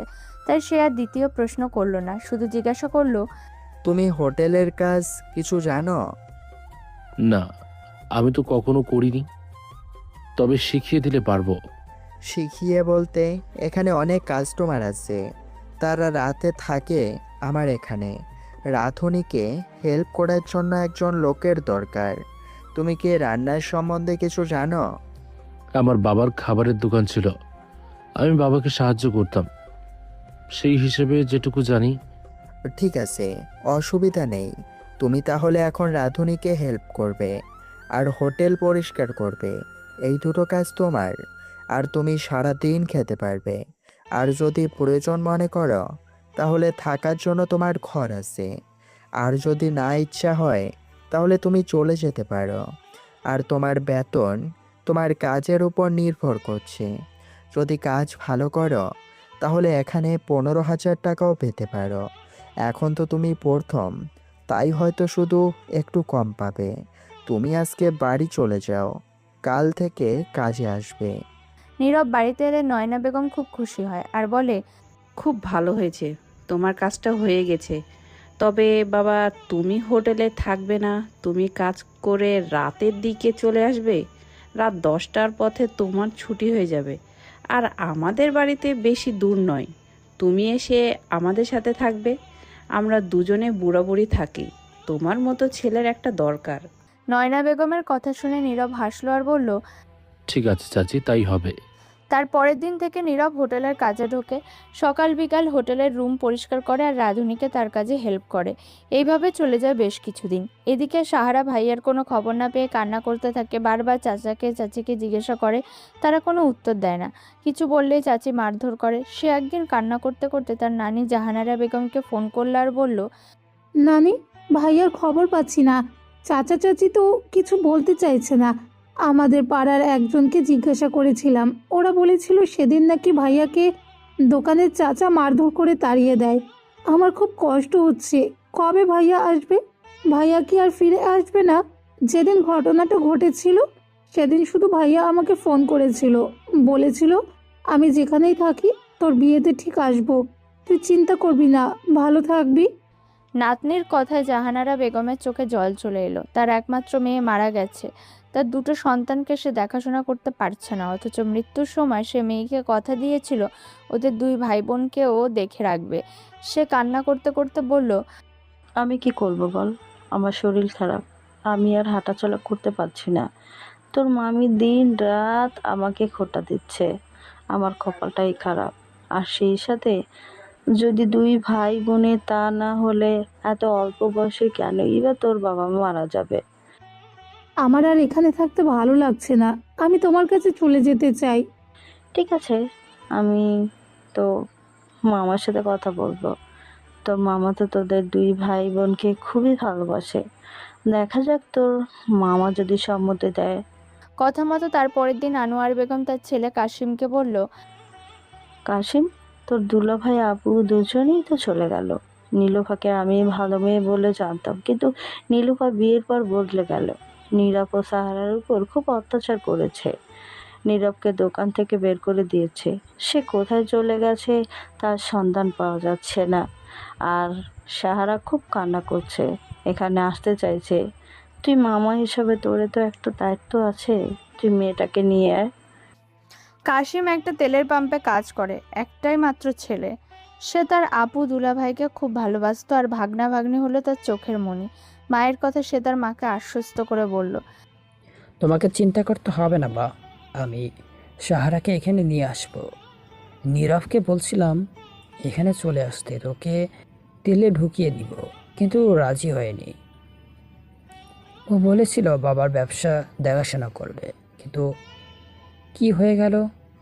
এখন তো মিথ্যা অপবাদ দিচ্ছে, ওনাকে দোকানে চুরি করেছে। সে যাই হোক, আমি কালকে যাব, সাহারা এখানে নিয়ে চলে আসবে, ও এখান থেকে পড়াশোনা করবে। তারপরের দিন কাশিম তার ভাগ্নিকে আনতে যায়। কাশিমকে দেখে নীলুফা বেগম বলল, কি কাশিম ভাইয়া, ভাগ্নিকে আনতে এসেছো বুঝি? নীলুফা বেগমের কথা শুনে কাশিম বলল, আনতে এসেছি। তাতে তোর সমস্যা কি? তোকে আমরা ভালোই বলে জানতাম, তুই যে এরকম সেটা আগে বুঝতে পারিনি। আমি আগে যেমন ছিলাম এখনও আছি, শুধু তোমরা আমাকে চিনতে পারোনি। সে যাকে, যদি একটা মেয়ের খাবার পড়ার দায়িত্ব নাও তাহলে তো খুবই ভালো হয়। তোমরা নিয়ে যাও, আমাদের কোনো অসুবিধে নেই। সাহারা মামাকে দেখে খুব খুশি হয়। তারপর মামার সাথে সে মামার বাড়ি চলে আসে। কাশিমের স্ত্রী নীলা বেগম তখন বাপের বাড়িতে ছিল। সাহারা বাড়িতে এসে তার নানিকে ধরে খুব কান্না করতে থাকে। তার নানি তাকে সান্ত্বনা দিয়ে বলে, সব ঠিক হয়ে যাবে, কান্না করিস না। নানি, আমি আর ওই বাড়িতে ফিরে যাব না, আমি এবার থেকে তোমার কাছেই থাকবো। কাশিমের স্ত্রী নীলা বেগম তখন বাপের বাড়িতে ছিল। সে জানতো না সাহারা এখানে এসেছে। তারপর বাড়িতে এসে সাহারাকে দেখে তার খুব বিরক্ত লাগে। সে তার স্বামীকে বলে, ওকে কেন এখানে নিয়ে এসেছো? স্ত্রীর কথায় বিরক্ত হয় কাশিম আর বলে, তুমি কি সব বলছো উল্টাপাল্টা কথা? ও আমার নিজের ভাগিনী, আমার আপুর মেয়ে। নীলুফা আর তার স্বামী ওর উপর অত্যাচার করছে, ও খুব কান্না করেছিল, তাই ওকে আমি নিয়ে এসেছি। খুব ভালো করেছো, যত দায়িত্ব তোমার। আমি করবো না তো কে করবে? ভাইয়া বাইরে থাকে। তো কি এখানে নিয়ে যাবে ওকে? তাই তো আমি নিয়ে এসেছি। এখানে স্কুলে ভর্তি হবে। মনে রাখবে ওর মায়ের এখানে জমি আছে, ও চাইলে থাকতে পারে। তুমি আর এই বিষয়ে কথা বলবে না। স্বামীর কথা নীলা বেগম কিছু বলল না, ভেতরে ভেতরে ফুঁসতে থাকে। কাশিম 2 ভাই 1 বোন, বড় ভাই দিল্লিতে থাকে। ওদের 6 বিঘা জমি আছে। ওর বাবা 3 ভাই বোনের নামে লিখে দিয়েছে, কিন্তু মানতাসা বেগম কোনো সম্পত্তি নেয়নি, তার অংশ 2 ভাইয়ের নামে লিখে দিয়েছে। এদিকে নীরব যখন হোটেলে পরিষ্কার করছিল, তখন একটা মেয়ে হোটেলে ঘুরে ঘুরে ভিডিওতে রিল করছিল। হঠাৎ নীরবের সাথে মেয়েটা ধাক্কা লাগে আর ফোনটা পড়ে যায়, আর মেয়েটা চিৎকার করে নীরবের গালে একটা চড় মারে আর বলে, তুই কানা দেখতে পাস না আমি এখানে কি করছিলাম? আচমকা চড় মারায় নীরব একটু অবাক হয়ে যায়। সে তখন বলে, সরি ম্যাডাম, আমি দেখতে পাইনি। সরি তোর বাপকে বলিস। আর আমার ফোনের দাম 30,000 টাকা, দয়া করে ওইটা আমাকে দিয়ে দিবি, তা না হলে তোকেই হোটেল থেকে তাড়িয়ে দেব। এই হোটেলটা আমার বয়ফ্রেন্ডের। কথাটা বলে চিৎকার করতে থাকে। পৃথা চিৎকারে ম্যানেজার শরীফুল ও আরও অনেক হোটেলের স্টাফ ছুটে আসে। কি হয়েছে ম্যাডাম, আপনি চিৎকার করছেন কেন? ম্যানেজারের কথায় পৃথা চিৎকার করে বলল, আপনারা কিরকম লোককে কাজে রেখেছেন? কানা, চোখে দেখতে পায় না, আমার ভালো ফোনটা ভেঙে দিল। ওকে 20,000 টাকা আমাকে দিতে বলবেন, তা না হলে চাকরি থেকে তাড়িয়ে দেবেন। আমি এক্ষুনি হোটেলের মালিক অনিক ভাইকে ফোন করছি। পৃথার কথায় ম্যানেজার শরীফুল বলল, সরি ম্যাডাম, ভুল হয়ে গেছে, স্যারকে ফোন করতে হবে না, আমি ওর সাথে কথা বলছি। ম্যানেজারের কোনো কথা পৃথা শুনল না। সে হোটেলের মালিক অনিক মাহমুদকে ফোন করল আর বলল, তুমি কোথায় আছো? এক্ষুনি এখানে আসবে। তোমাদের হোটেলে একটা কর্মচারী আমার মোবাইল ভেঙে দিয়েছে, তুমি এই মুহূর্তে ওকেই হোটেল থেকে তাড়িয়ে দেবে। পৃথার কথায় হোটেল মালিক অনিক মাহমুদ বলল, ঠিক আছে পৃথা, আমি একটা কাজে কানাডা এসেছি, আমি ফিরে যাই ম্যানেজারের সাথে, তারপরে ওর ব্যবস্থা করছি। ঠিক আছে, তুমি তাড়াতাড়ি ফেরার চেষ্টা করবে, এখন রাখছি। পৃথা হলো আমাদের এই গল্পের নায়িকা। অনার্স প্রথম বর্ষের ছাত্রী, 19 বছর বয়স। 2 বোন, সামিরার বিয়ে ঠিক হয়ে গেছে। ছোট পৃথা। বাবা তারেক রহমান একজন বিজনেসম্যান। বিজনেসের কাজে সে প্রায় কলকাতায় আসে আর এই হোটেলেই ওঠে। হোটেলের মালিক অনিক মাহমুদের বাবা রাজেন মাহমুদ আর তারেক রহমানের বাল্য বন্ধু। অনিক মাহমুদ বাবা মার একমাত্র সন্তান, তাই বাবার মৃত্যুর পর হোটেলের মালিক হয় অনিক মাহমুদ। অনিকের সাথে পৃথার খুব ভালো সম্পর্ক, যেটা তারেক রহমানের পছন্দ নয়। বন্ধুর ছেলে হলে কি হবে, অনেকের স্বভাব ভালো না, সেটা তারেক রহমান জানে, তাই তার অপছন্দ। হোটেলের স্টাফের মুখে ঘটনার কথা শুনে তারেক রহমান সেখানে আসে আর মেয়ের গালে সপাটা একটা চড় মেরে বলল, তুই কি ভেবেছিস এটা তোর ভিডিও করার জায়গা? অসভ্য মেয়ে কোথাকার। আবার শুনলাম তুই নাকি ছেলেটাকে চাকরি থেকে তাড়িয়ে দেওয়ার জন্য অনিককে ফোন করেছিস। ভুল তুই করেছিস, ছেলেটা কোনো ভুল করেনি। ওর চাকরি যাবে কেন? আর ফোন ভেঙেছে ঠিক হয়েছে, যেখানে সেখানে ভিডিও করবি, ফোন ভাঙবে না তো কি হবে? কথাটা বলে তারেক রহমান নীরবের কাছে ক্ষমা চেয়ে নেয় আর বলে, তুমি কিছু মনে করো না বাবা, আমার মেয়েটা এরকমই। রুমে এসে পৃথা তখন রাগে ফুঁসছে আর বাবাকে বলছে, তুমি এরকম সবার সামনে আমায় মারলে কেন? বেশ করেছি, মেরেছি। তুই কি অন্যায় করেছিস জানিস না? একটা গরিবের ছেলের কাজ করে খাচ্ছে আর তুই সেখানে নিজে দোষ করে তার নামে চাপাচ্ছিস। আবার তোকে চাকরি থেকেও বের করে দেওয়ার কথা বলছিস। আমি তোকে বলছি অনেক ভালো ছেলে নয়, ওর সাথে বন্ধুত্ব তুই করবি না। বাবা রেগে গেছে বলে পৃথা আর কিছু বলল না। সে মেয়েকে বলল, আমি দুদিনের জন্য নর্থ বেঙ্গল যাব, তুই হোটেলে থাকবি, ফিরে এসে আমরা ব্যাক করব। কাজের সূত্রে তারেক রহমান পরিবার নিয়ে গুয়াহাটিতে থাকে। এদিকে অনেক হোটেলে এসে পৃথার সাথে দেখা করার বলে, কি ব্যাপার, তোমার ফোনের সুইচ অফ কেন? অনেকের কথা পৃথা রেগে যায় আর বলে, কেন সুইচ অফ তুমি জানো না? ফোন তো ভেঙে গেছে। তোমরা কিন্তু এখনও ছেলেটাকে চাকরি থেকে তাড়িয়ে দাওনি, আর না আমার ফোনের দাম ওই ছেলেটা দিয়েছে। পৃথার কথা শুনে অনেক ছুটে আসে ম্যানেজার শরীফুলের কাছে আর বলে, ম্যানেজার, এই ছেলেটাকে এখানে কেন এই হোটেল থেকে তাড়ানো হয়নি? অনেকের হঠাৎ আগমনে শরীফুল একটু ভ্যাবাচাকা খেয়ে যায়। সে বলল, স্যার, আমাদের ওই ম্যাডামের বাবা অর্থাৎ বিজনেসম্যান তারেক রহমান বারণ করেছে। বলেছে দোষ তার মেয়ের, ছেলেটার কোনো দোষ নেই, তাই ওকে যেন এই হোটেল থেকে তাড়ানো না হয়। তারেক রহমানের কথা শুনে অনিক মাহমুদ বলল, উনি যাই বলুন, হোটেল আমার, আমি কি করব না করব সেটা আমি ভাববো। এক্ষুনি এই মুহূর্তে ওই ছেলেটাকে হোটেল থেকে তাড়িয়ে দিন। কিন্তু স্যার, ম্যানেজার কিছু বলতে গেলে অনিক তাকে বারণ করে। ম্যানেজার শরীফুল অনিককে খুব স্নেহ করে। ও দেখেছে যথেষ্ট পারিশ্রমিক আর বিশ্বাসী ছেলেটা, কিন্তু সেও যেহেতু এই হোটেলের কর্মচারী, তাই তার কিছু করার সাহস নেই। নীরবকে ডেকে পাঠায় আর বলে, নীরব, তুমি আমায় ক্ষমা করো, আমার কিছু করার নেই। আমি তোমার মতো এই হোটেলের কর্মচারী। আমি চেষ্টা করেছিলাম, কিন্তু মালিক আমার কথা শুনলো না। ও তোমাকে এই কাজ থেকে ছাঁটাই করে দিয়েছে। ম্যানেজারের কথা নীরব মন খারাপ করে বলল, কিন্তু এই ম্যাডামের বাবা যে বলল। বুঝতে পারছি, উনি বলেছেন, কিন্তু উনি তো মালিক নন। মালিক এসেছেন আর ও আমাকে এই কথা বলে গেল। আমি মালিকের সাথে কথা বলবো। কোনো লাভ নেই, উনি যা বলে তাই করেন। তবুও তুমি যখন বলছো, একটু অপেক্ষা করো, আমিও ওনাকে ফোন করছি। তারপর শরীফুল ফোন করে মালিক অনিক মাহমুদকে বলল, আসসালামু আলাইকুম স্যার, আপনার সাথে একটা কথা ছিল। ওয়ালাইকুম সালাম, বলে ফেলুন।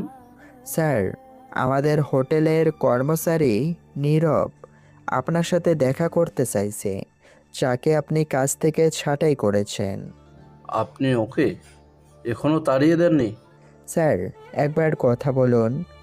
অনিক মাহমুদ যখন ম্যানেজারের সাথে কথা বলছিল তখন পাশে দাঁড়িয়েছিল পৃথা। পৃথা তখন বলল, আর হ্যাঁ, আপনি ওর সাথে কথা বলুন, আর বেশি পুরো অপমান করুন। আমার বাবা তো কিছু বলল না। পৃথার কথা শুনে অনেক হাসলো আর ম্যানেজারকে উদ্দেশ্য করে বলল, ঠিক আছে, পাঠিয়ে দিন আমার কেবিনে। মালিকের অনুমতি পেয়ে ম্যানেজার শরীফুল নীরবকে বলল, তোমাকে ডাকছি নীরব স্যারের কেবিনে, তবে বেশি তর্ক করবে না। উনি মানুষটা ভালো নয়, না চরিত্র না কথাবার্তা। ওনার বাবা খুব ভালো মানুষ ছিল, উনি তার যোগ্য পুত্র হতে পারেনি। নীরব সম্মতি জানিয়ে চলে যায় হোটেল মালিক অনিকের কেবিনে। অনুমতি নিয়ে সে বলল, স্যার আসবো? হ্যাঁ, আসেন। নীরব ভেতরে ঢুকতে শরীফুল তার হাতটা মুচকে ধরে আর বলে, এই তোর সাহস কি করে হয় ওর ফোন ভেঙে দেওয়া? নীরবের হাতে ব্যথা লাগে। সে চিৎকার করে বলল, স্যার হাতটা ছাড়ুন, আমার লাগছে। আর একদম আমার সামনে আসবি না। যদি আসিস তোকে আমি পুলিশে দেব। বেরিয়ে যা। শুধু ওর বাবার জন্য কিছু করতে পারছি না, তা না হলে তোর কাছ থেকে ফোনের পয়সা আমি আদায় করে ছাড়তাম। Get out. কথাটা বলে নীরবকে ধাক্কা দিয়ে রুমের বাইরে ফেলে দেয়। নীরব পড়ে গিয়ে হাতের কবজিতে ব্যথা পায়। সে আর কিছু না বলে বাড়ি চলে আসে। তাকে মন খারাপ হতে দেখে চাচা আলাউদ্দিন খান বলল, কি হয়েছে নীরব, মন খারাপ কেন? চাচার কথা নীরব মন খারাপ করে বলল, চাচা, ওরা আমাকে কাজ থেকে তাড়িয়ে দিয়েছে। কেন, তুমি কি করছো? তারপর নীরব সব কথা আলাউদ্দিন খানকে বলল। সব শুনে আলাউদ্দিন খান বলল, আমি শুনেছি ওই হোটেলে মালিকের ছেলেটা খুব ভালো না। আগে যখন মালিক ছিল তখন ভালো ছিল, তবে যাই হোক, আর তোমাকে ওখানে যেতে হবে না। তোমাকে কিছু কাজ আমি দেখে দেব। এখন কিছুদিন তুই বাড়িতেই থাকো। তোমার চাচির শরীর খারাপ, তুমি যা তৈরি করে দেবে, তোমার হাতে খড়ি খুব ভালো হয়। এদিকে হোটেলে ফিরে নীরবকে দেখতে পায় না তারেক রহমান। সে তখন ম্যানেজার শরীফুলকে জিজ্ঞাসা করে আর বলল, আচ্ছা ম্যানেজার, যেই ছেলেটা এই হোটেলে কাজ করতো, কি যেন নাম? ও নীরব। আজকে 2 দিন হলো ফিরেছি, কিন্তু সেই ছেলেটাকে দেখতে পাচ্ছি না কেন? তারেক রহমানের কথা ম্যানেজার শরীফুল বলল, স্যার, আপনি শোনেননি কিছু? ম্যানেজার শরীফুলের কথায় তারেক রহমান অবাক হয়ে বলল। কই না তো। তারপর ম্যানেজার শরীফুল তাকে সমস্ত ঘটনা খুলে বলল। সব শুনে তারেক রহমান বলল, ঠিক আছে ম্যানেজার, ওর বাড়ির ঠিকানা আমাকে একটু দিতে পারবেন? কেন স্যার? দরকার আছে। তারপর ম্যানেজার নীরবের বাড়ির ঠিকানাটা দেয়। তারেক রহমান যখন নীরবদের বাড়ি যায়, নীরব তখন বাড়িতে ছিল না। তার চাচা তাকে বাজারে পাঠিয়েছিল। তারেক রহমান আলাউদ্দিন খানকে জিজ্ঞাসা করলো, আচ্ছা, এটা কি আলাউদ্দিন খানের বাড়ি? তারেক রহমানের কথা আলাউদ্দিন খান বলল, হ্যাঁ স্যার, আমি আলাউদ্দিন খান, আর এটা আমার বাড়ি। এই বাড়িতে কি নীরব বলে কোনো ছেলে থাকে? হ্যাঁ, নীরব থাকে, কিন্তু ও তো এখন বাড়িতে নেই, একটু বাজারে গেছে। কখন ফিরবে? কিছুক্ষণের মধ্যেই ফিরে আসবে।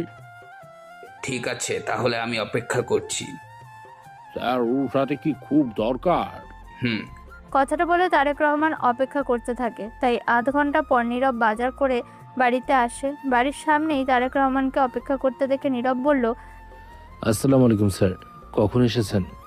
ওয়ালাইকুম আসসালাম, এই তো কিছুক্ষণ আগে তোমার সাথে দেখা করতে এসেছি। তোমার চাচা বলল তুমি নাকি বাজারে গিয়েছিলে, তাই আমি অপেক্ষা করছিলাম। হ্যাঁ স্যার, বলুন, কি জন্য আমার সাথে দেখা করতে এসেছিলেন? তোমার সাথে অনিক যেটা করেছে সেটা ঠিক কাজ করেনি। আজকে যদি ও আমার ছেলে হতো, আমি হোটেল থেকে ওকে তাড়িয়ে দিতাম, কিন্তু আমার কিছু করার নেই। তবে তোমার কাছে একটা অপশন আছে। তারেক রহমানের কথায় নীরব কিছু বুঝতে পারল না। সে বলল, স্যার, আপনার কথা কিছু বুঝতে পারলাম না। তারেক রহমান তখন সেই বাড়িটার দিকে তাকিয়ে দেখলো বাড়িটা একদম রোডের গায়ে। তাদের আশেপাশে অনেক বাড়ি আছে। জায়গাটা তারেক রহমানের খুব পছন্দ হলো। সে নীরবকে বলল, নীরব, তোমার ওই চাচার বাড়িটা খুব ভালো জায়গায়। তুমি এই বাড়িটা একটা হোটেল তৈরি করতে পারো। কেন তুমি অন্যের হোটেলে কাজ করবে? তুমি যদি এখানে হোটেল তৈরি করো, তোমার খুব ভালো চলবে। তাছাড়া জায়গাটা খুব একটা ছোট নয়, দেখেছি। তারেক রহমানের কথা আলাউদ্দিন খান বলল, স্যার, কথাটা আপনি খারাপ বলেননি। আমি একবার বলেছিলাম একটা দোকান খুলবো, কিন্তু স্যার, আমরা গরিব মানুষ, আমাদের হাতে টাকা নেই, তাই কিছু করতে পারি না। একটা হোটেল করতে গেলে তো টাকার দরকার। কোথায় পাবো সেই টাকা? টাকার ব্যবস্থা হয়ে যাবে। তারপর তারেক রহমান নীরবের দিকে তাকিয়ে বলে, নীরব, আমি তোমাকে ব্যাংকের লোনের ব্যবস্থা করে দিচ্ছি, সমস্যা হবে না। এই জায়গাটা আগে একটা ছোট ঘর তৈরি করো, দেখবে ঠিক চলবে। আস্তে আস্তে আবার লোন পরিশোধ করে দেবে, আবার শুরু করবে। এভাবেই করতে থাকো, দেখবে একদিন তুমি বড় হোটেল তৈরি করতে পারবে। তারেক রহমানের কথায় নীরব বলল, বুঝতে পারছি, কিন্তু জায়গাটা চাচা কেন আমায় দেবে? তখন পাশ থেকে আলাউদ্দিন খান বলল, নীরব, তুমি চিন্তা করো না, আমি দেব। তার জন্য প্রতি মাসে আমাকে একটা ভাড়া দিয়ে দেবে। আর তুমি তো জানো আমার ছেলে রহিম জয়পুরে থাকে। ও বারবার আমাকে নিয়ে যেতে চাইছে, কিন্তু আমাদের যতদিন পরিশ্রম করার ক্ষমতা আছে আমরা যেতে চাইছি না। আস্তে আস্তে আমরা বুড়ো হচ্ছি, যদি প্রয়োজন হয় তুমি এই জায়গাটা কিনে নেবে। আমার ছেলের ব্যবসা ওখানে ভালোই চলে, আর মনে হয় না ও এখানে ফিরে আসবে। তারপর নীরব তারেক রহমানের সাহায্যে ব্যাংক থেকে লোন নিয়ে একটা ছোট ঘর তৈরি করে। প্রথম প্রথম খারাপ চললেও আস্তে আস্তে ভালোই চলতে থাকে। প্রতি মাসে নীরব তার চাচাকে একটা ভাড়ার টাকা দিয়ে দেয়। এদিকে নীরবের ছোট্ট বোন সাহারা তার মামার বাড়িতে যাবার কিছুদিন পর নানি মারা যায়। তারপর তার মামির অত্যাচার বেড়েই চলে। মামা প্রথম প্রথম কিছু বলতো না, কিন্তু এখন মামা তার উপর বিরক্ত। সাহারা এই বছর উচ্চ মাধ্যমিক পরীক্ষা দেবে। সে একদিন তার মামাকে বলল, মামা, আমার এক্সাম আছে, অ্যাডমিশন ফি দিতে হবে, 300 টাকা লাগবে। সাহারার কথায় তার মামা কাশিম বলল, আমার কাছে টাকা নেই, আমি কোথায় টাকা পাবো? মামার কথায় সাহারার কষ্ট হলো। সে তখন বলল, মামা, আর 3 মাস পর আমার পরীক্ষা আছে, তাহলে কি আমি পরীক্ষা দিতে পারবো না? অ্যাডমিশন দিতেই হবে মামা, স্যারেরা বলে দিয়েছে কালকে দিনটার সময়। সাহারা যখন তার মামার সাথে কথা বলছিল তখন পাশ থেকে তার মামি নীলা বেগম বলল, তোর মামা কি বলেছে তুই শুনতে পাচ্ছিস না? বলেছে তো টাকা দিতে পারবে না, তুই বারবার তর্ক করছিস কেন? মামি, আমি যে তাহলে পরীক্ষায় বসতে পারবো না। এতদিন ধরে আমি প্রস্তুতি নিলাম, অন্তত উচ্চ মাধ্যমিক পরীক্ষাটা আমাকে দিতে দাও। তুই আমার চোখের সামনে থেকে চলে যা, তোকে আমার সহ্য হচ্ছে না। টাকা নেই মানে নেই, বারবার টাকা টাকা করে বায়না করবি না। এতদিন তো আমাদের টাকায় পড়াশোনা করলি, এবার নিজে কিছু ইনকাম কর। তোর মায়ের অসুখের পেছনে তোর নানি তখন অনেক টাকা খরচ করেছে। আমাদের থেকে তোর মাকে তোর নানি বেশি ভালোবাসতো। সে তো ছেলের বাচ্চাদের চোখেই দেখতে পারতো না, কিন্তু মেয়ের ছেলে মেয়েরা তার কাছে ছিল নয়নের মণি। ছেলেটা তো রাগ করে চলে গেল, আর মেয়েটাকে নিয়ে এসে আমাদের ঘাড়ে ফেলে সেও চলে গেল। যত দায় যেন আমাদের হয়েছে। মামির কথা শুনে সাহারার আর কোনো কথা বলতে ইচ্ছে হলো না। সে মন খারাপ করে চলে গেল। এদিকে প্রাইভেট স্যারের বেতন বাকি, ভয়ে পড়তে যেতে পারছে না। সাহারা মনে মনে ঠিক করলো, এইভাবে চললে হবে না, আমাকে পরীক্ষা দিতেই হবে, আমাকে কিছু একটা কাজ খুঁজে নিতে হবে। সেজন্য সে তার একটা পাড়ার মামাকে ধরলো আর বলল, মামা, তুমি আমাকে একটা কাজ দেখে দেবে? সাহারার মামা সেলসের কাজ করে, বিভিন্ন দোকানে ওষুধ সেল করে। তার নাম নাজির। সাহারার কথা শুনে নাজির বলল, তুই তো এখনো পড়াশোনা শেষ করতে পারিসনি, এরই মধ্যে কি কাজ করবি? তোর তো এখনো উচ্চ মাধ্যমিক পরীক্ষা হয়নি, আগে পরীক্ষা দি, তারপর জব করবি। আমি আর পড়াশোনা করব না, আমি জব করব। উচ্চ মাধ্যমিক পরীক্ষা দেওয়া হয়তো আমার হবে না। তারপর সাহারা তার মামা নাজিরকে সব কথা খুলে বলল। সব শুনে নাজির বলল, বুঝতে পারছি মা, তোদের ভাগ্যটাই খারাপ। তা না হলে কেন এরকম হবে? তোর বাবা বিদেশ থেকে কত টাকা নিয়ে আসলো, সেই টাকায় জায়গা কিনলো, ব্যবসা শুরু করলো, কিন্তু কপালে সুখ নেই। বাবা মা দুজনেই চলে গেল, এখন চাচার রাজত্ব করছে। আবার তোর ভাইকে মিথ্যা অপবাদ দিয়ে তাড়িয়ে দিল, অথচ ওই জায়গাটা তো সবটারই তোর বাবার পয়সা কিনা। এটা তো আমি জানি। সংসার থেকে একটা পয়সা দেয়নি, অথচ চাচা দাবি করেছে জায়গাটা নাকি নিজের পয়সা কিনেছে। মানুষ কত বেঈমান না হলে এই ধরনের কথা কেউ বলতে পারে। তারপর সাহারাকে উদ্দেশ্য করে নাজির বলল, মা, তোর অ্যাডমিশন ফি কত? 300 টাকা। ঠিক আছে, আমি 300 টাকা দিয়েছি, তুই অ্যাডমিশন ফি জমা দে, আর তুই পরীক্ষাটা দে। পরীক্ষার পর আমি তোকে যে কোনো একটা কাজে দেখে দেব, তুই সেই কাজের সাথে সাথে পড়াশোনা চালিয়ে যেতে পারিস তো, আমি দেখব। কথাটা বলে নাজির সাহারার হাতে 300 টাকা ধরিয়ে দিয়ে চলে যায়। সাহারা স্কুলে গিয়ে অ্যাডমিশন ফি জমা দেয়। দেখতে দেখতে তার উচ্চ মাধ্যমিক পরীক্ষার দিন চলে আসে। সে যখন পরীক্ষার জন্য রেডি হচ্ছিল, তার মামি নীলা বেগম এসে তাকে বলল, তুই যে পরীক্ষা দিবি, তুই অ্যাডমিশন ফি কোথা থেকে পেলি? তোর মামা তো তোকে টাকা দেয়নি। আমার বান্ধবী মিতু দিয়েছে। আমি বলেছি আমি পরীক্ষায় ভালো রেজাল্ট করে স্কলারশিপ পাবো, সেই টাকা থেকে আমি ওকে দিয়ে দেব। সাহারার কথায় নীলা বেগম তাচ্ছিল্য করে বলল, বাবা সব দেখারও আছে। ঠিক আছে, পরীক্ষা দে। আর কলেজের খরচ আমরা দিতে পারবো না, অন্তত পরীক্ষাটা দিয়ে কিছু একটা কাজ করে নিজের খরচ নিজে চালিয়ে নাও। আর 5টা বছর এই সংসারে পড়ে আছো, কম তো আমরা খরচ করিনি। দেখতে দেখতে সাহারা উচ্চ মাধ্যমিক পরীক্ষা হয়ে যায়, ভালো রেজাল্ট হয়। তারপর সে কলেজের প্রথম বর্ষে ভর্তি হয়। নাজিম মামার সুপারিশে একটা ওষুধের দোকানে কাজ পায়। সাহারার কাজ হলো একজন অর্থোপেডিক ডাক্তার সেই দোকানে বসে তার পেশেন্টের নাম লেখা ও পেশেন্টের নাম ধরে ডাকা, তাদের রিপোর্ট দেখানো কাজ। আজকে ডাক্তার আসার দিন, বিকাল 4টা থেকে দোকানে বসবে। সাহারা সেই মতো 3টের অনেক আগে থেকেই দোকানে এসে পেশেন্টের নাম লেখা শুরু করে।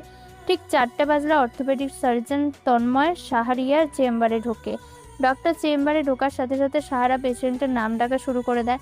তারপর রিপোর্ট দেখায়। রিপোর্ট দেখার সময় সাহারা বলল, স্যার, এই পেশেন্টের এক্স-রের কাগজ আর এটা ব্লাড টেস্টের রিপোর্ট। রিপোর্ট দেখার সময় তন্ময় একবার সাহারার দিকে তাকিয়ে দেখলো, তারপর রিপোর্ট দেখতে দেখতে বলল, তুমি তাহলে এখন কাজ করছো? তন্ময়ের কথা সাহারা বলল, হ্যাঁ স্যার, আজকে জয়েন করলাম। খুব ভালো, মন দিয়ে কাজ করো। রাত 9টার সময় পেশেন্ট দেখা শেষ হয়। সাহারাকে তন্ময় বলল, তোমার নামটা এখনো জিজ্ঞেস করা হয়নি, কি নাম তোমার? আমার নাম সাহারা ইসলাম, কিসে পড়ো? অনার্স প্রথম বর্ষের ছাত্রী। রাত 9টা বেজে গেছে, কি করে একা বাড়ি যাবে? এখানে আমার একটা মামা কাজ করে, মামা নিয়ে যাবে। তন্ময় আর কিছু বলল না। তন্ময় সাহারিয়া, বয়স 26 বছর, 2 ভাই। বড় ভাই মালয়েশিয়ায় থাকে আর তন্ময় অর্থোপেডিক নিয়ে পড়াশোনা করে। এখন একটা নার্সিংহোম খুলেছে আর সেই সাথে কিছু ডাক্তারের চেম্বারে বসে। এদিকে নীরবের ব্যবসা ভালোই চলছে, আস্তে আস্তে সেটার দোকানটাকে আরও বড় করছে। আজকে যখন কাজ করছিল হঠাৎ আলাউদ্দিন খান অসুস্থ হয়ে পড়ে। নীরব দোকান বন্ধ করে দ্রুত তাকে হসপিটালে নিয়ে যায়, কিন্তু তার আগে আলাউদ্দিন খান ওখানেই মারা যায়। আলাউদ্দিন খানের স্ত্রী খুব ভেঙে পড়ে। খবর যায় তার ছেলে রহিমের কাছে। রহিম বাড়ি ফিরে আসে। বাবা দাহন কার্য করে সে মাকে নিয়ে জয়পুর চলে যায়। সিদ্ধান্ত নেয় তার জায়গাটা নীরবকে বিক্রি করার কথা বলে। নীরবের কাছে অত টাকা ছিল না, সে আবার ব্যাংকে লোনের আবেদন করে। তারপর লোনের সমাধান হয়ে গেলে সে টাকাটা দিয়ে জায়গাটা নিজের নামে করে হোটেলটাকে আরও বড় করে। এদিকে পৃথা আজকে অনিকের সাথে ঘুরতে গেছে। অনিক যখন তাকে বাজেভাবে টাচ করে এটা খুব বিরক্ত হয়। সে অনিককে বলে, দেখো অনিক, এসব আমার পছন্দ নয়। আমি শুধু তোমার বন্ধু ভাবি, আর কিছু নয়। পৃথার কথায় অনেক হাসতে থাকে আর হাসতে হাসতে বলে, কিন্তু পৃথা, আমি যে তোমাকে অনেক কিছু ভাবি। কথাটা বলে অনেক বাজেভাবে ইঙ্গিত করে। পৃথা বুঝতে পেরে আসছি বলে সেখান থেকে চলে যায়। অনেক বলে, কোথায় যাবে সুন্দরী? আমার কাছে তোমাকে আসতেই হবে। তোমার বাবার বিজনেসের অবস্থা ভালো নয়, কোন দিন না জানি আবার দেউলিয়া হয়ে যায়, তারপর আমি তোমাকে নিয়ে মজা লুটবো। তারেক রহমানের বিজনেস ইদানিং খুব একটা ভালো যায় না। 2টো বড় বড় প্রজেক্ট ক্যান্সেল হয়ে গেছে, অনেক টাকা লস হয়ে গেছে। সবসময় চিন্তায় থাকে। পৃথা বাড়িতে এসে দেখলো তার বাবা একটা চেয়ারে বসে আছে। খুব চিন্তা করতে দেখে পৃথা তার বাবাকে জিজ্ঞাসা করলো, বাবা, তোমার কি হয়েছে? তুমি এভাবে বসে আছো কেন? মেয়ের কথায় তারেক রহমান কিছু বলতে পারে না। পৃথা বুঝতে পারে তার বাবার কিছু হয়েছে। সে সাথে সাথে ডাক্তারকে ফোন করে কিছুক্ষণের মধ্যে ডাক্তার চলে আসে। চেক আপ করে ডাক্তার জানে হার্ট অ্যাটাক করেছে। পৃথা কী করবে বুঝতে পারে না। আর তার মা আপুর বাড়ি গেছে। সে তখন বাড়ির ড্রাইভারকে নিয়ে তার বাবাকে হসপিটালে ভর্তি করে। 2 দিন পর তারেক রহমান মারা যায়। বাজারে অনেক টাকা দেনা ছিল, তাদের প্রপার্টি সবটা বিক্রি হয়ে যায়। পৃথা ভেঙে পড়ে। শেষ পর্যন্ত বাড়ি ছেড়ে মাকে নিয়ে একটা ভাড়া বাড়িতে ওঠে। এদিকে নীলুফা বেগম তার স্বামী শাহিদকে বলছে, সেদিন চৌধুরী বাড়ির রহমত বলছিল সাহারা দেখা হয়েছিল, সাহারা নাকি একটা ঔষধের দোকানে কাজ করছে। স্ত্রীর কথা শাহিদ বলল, তা কি করবে, মামি অশান্তি করে টাকা পয়সা দেয় না, কিছু তো একটা করতে হবে। ঠিকই আছে, ঠিক হয়েছে, যেমন কর্ম তেমন হয়েছে। কর্ম ভালো করেছে, কিন্তু মানুষ যদি বেইমানি করে সেখানে ওদের কি দোষ? স্বামীর ইঙ্গিত বুঝতে পেরে নীলুফা বেগম বলল, কি বললে তুমি? যা বলেছি ঠিক বলেছি। তা তুমি ভালোই বুঝতে পারছো। এখন কানের কাছে বকবক করবে না, রাত হয়েছে, ঘুমিয়ে পড়ো। সারা কাজে এসেছে। তন্ময় সেদিন পেশেন্ট দেখার কথা ছিল। সেদিন বৃষ্টি পড়ছিল, তাই পেশেন্টের চাপ কম ছিল। বেশিরভাগ সময় তন্ময় বসেই ছিল। সাহারা বাইরে ছিল। তন্ময় সাহারাকে ডেকে পাঠালো আর বলল, সাহারা, আজকে তো আর পেশেন্ট নেই। না স্যার। সাহারা, সামনের সপ্তাহে আমার জন্মদিন, সবাইকে দাওয়াত দিয়েছি, তোমাকেও করলাম, তুমি কিন্তু অবশ্যই যাবে। সামনের সপ্তাহ বলতে হবে স্যার।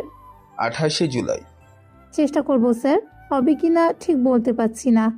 চেষ্টা নয়, তোমাকে যেতেই হবে। যদি না যাও তোমাকে আমি কঠিন শাস্তি দেব। কেন স্যার? বললাম তো শাস্তি দেব। কেন দেব কারণটা পরে বলবো। সাহারা ছেলে মানুষে দেখে তন্ময় মনে মনে হাসলো আর বলল, তুমি শুধু ছোট বলে আমি কিছু বলছি না, আরও 2 বছর পর আমি তোমায় বলবো তোমাকে কি শাস্তি দেব আমি। আজকে শাহিদ ওর নীলুফার ছেলে স্কুলে গিয়েছিল, কিন্তু স্কুলে আজকে ফেরার পথে রোড অ্যাক্সিডেন্টে তার ছেলে আহত হয়, তাকেও হসপিটালে নিয়ে যাওয়া হয়, কিন্তু বাঁচানো যায়নি। এই ঘটনায় নীলুফা বেগম ও শাহিদ খুব ভেঙে পড়ে। এলাকার অনেক লোক বলাবলি করে, মা বাবা হারা ছেলে মেয়েদের ওইভাবে কষ্ট দিয়ে সব ভোগ করবে, এটা কখনোই হতে পারে না। সৃষ্টিকর্তা ছাড় দেন, তবু ছেড়ে দেন না। ওপরে আল্লাহ আছে, সে সব দেখতে পাচ্ছে, এর বিচার আল্লাহই করবে। প্রতিবেশীদের সব কথাবার্তা নীলুফা বেগম ও শাহিদের কানে আসে। কিছুদিন পর নীলুফা বেগম তার স্বামীকে বলল, দেখো, 2 ভাই বোনের সাথে আমরা যেটা করেছি সেটা ঠিক কাজ করিনি, তার জন্য হয়তো আল্লাহ আজকে ছেলেটাকে নিয়ে নিল। আমি শুধু ছেলের জন্য ওকে বাড়ি থেকে তাড়িয়ে দিয়েছিলাম যাতে আমার ছেলে সব ভোগ করে, কিন্তু আমি বলছিলাম এবার বুঝতে পারছি। তুমি নীরবের খোঁজ লাগাও আর শাহরুখ বাড়িতে নিয়ে চলে এসো, ওদের সম্পত্তি ওদেরকে বুঝিয়ে দাও, আমার দরকার নেই। স্ত্রীর কথা শাহিদ বলল, তুমি যে ভুল ছিলে তা এতদিনে বুঝলে। আমি অনেকবার তোমাকে বোঝানোর চেষ্টা করেছিলাম, কিন্তু তুমি বোঝোনি। তোমার প্রথম ভুল ছিল আমার ভাবিকে তুমি ঠিক দেখাশোনা করোনি। জানি ভাবি তোমার বিয়েতে আপত্তি করেছিল, কিন্তু তার জন্য তাকে অবহেলা করাটা উচিত হয়নি।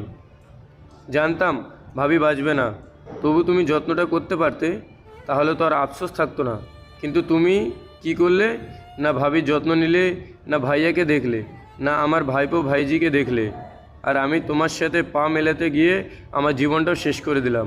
শাহিদ ইসলামের কথায় নীলুফা বেগম কিছু বলল না। তার পরের দিন দুজনে মিলে ওরা নীরবের খোঁজ লাগালো, কিন্তু কোনো সন্ধান পেল না।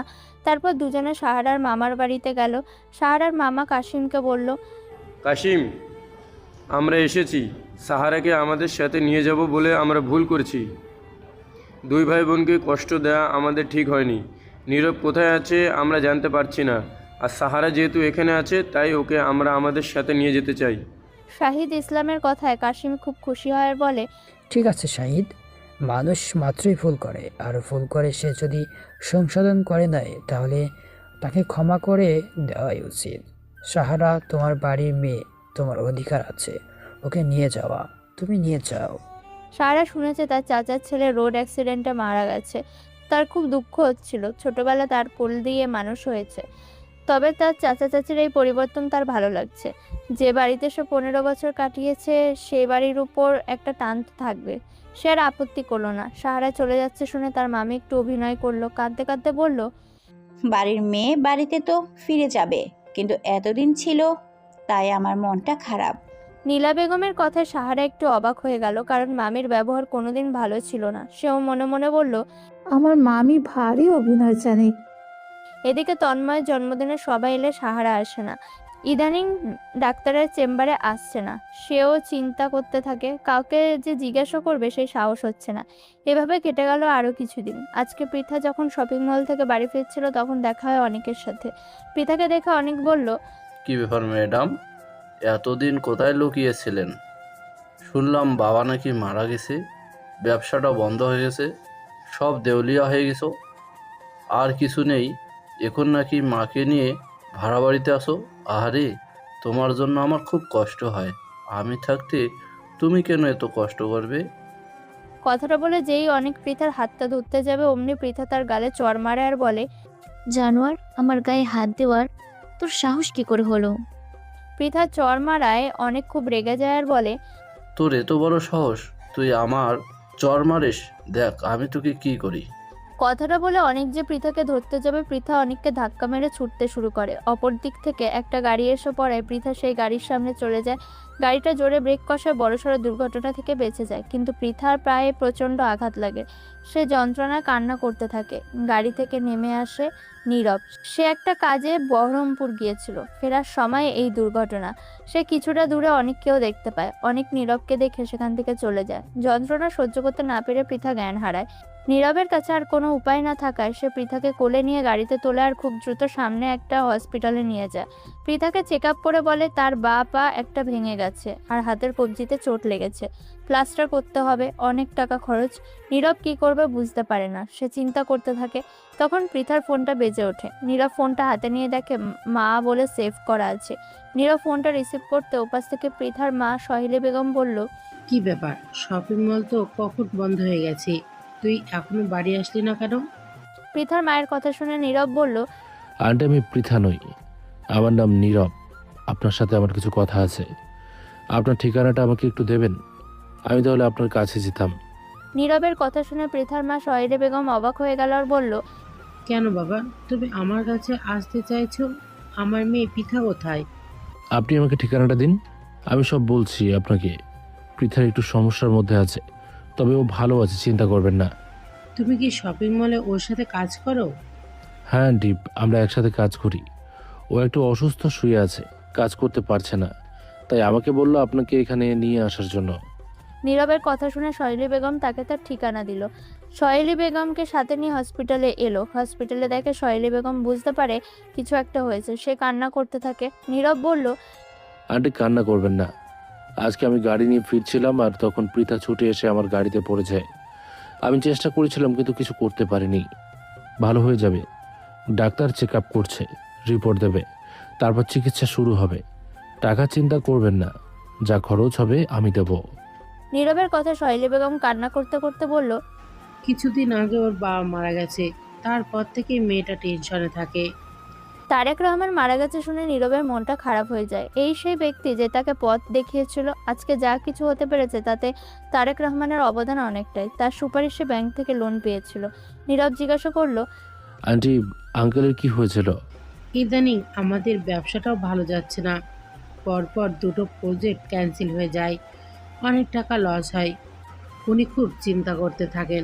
হঠাৎ একদিন হার্ট অ্যাটাক করে মারা যায়।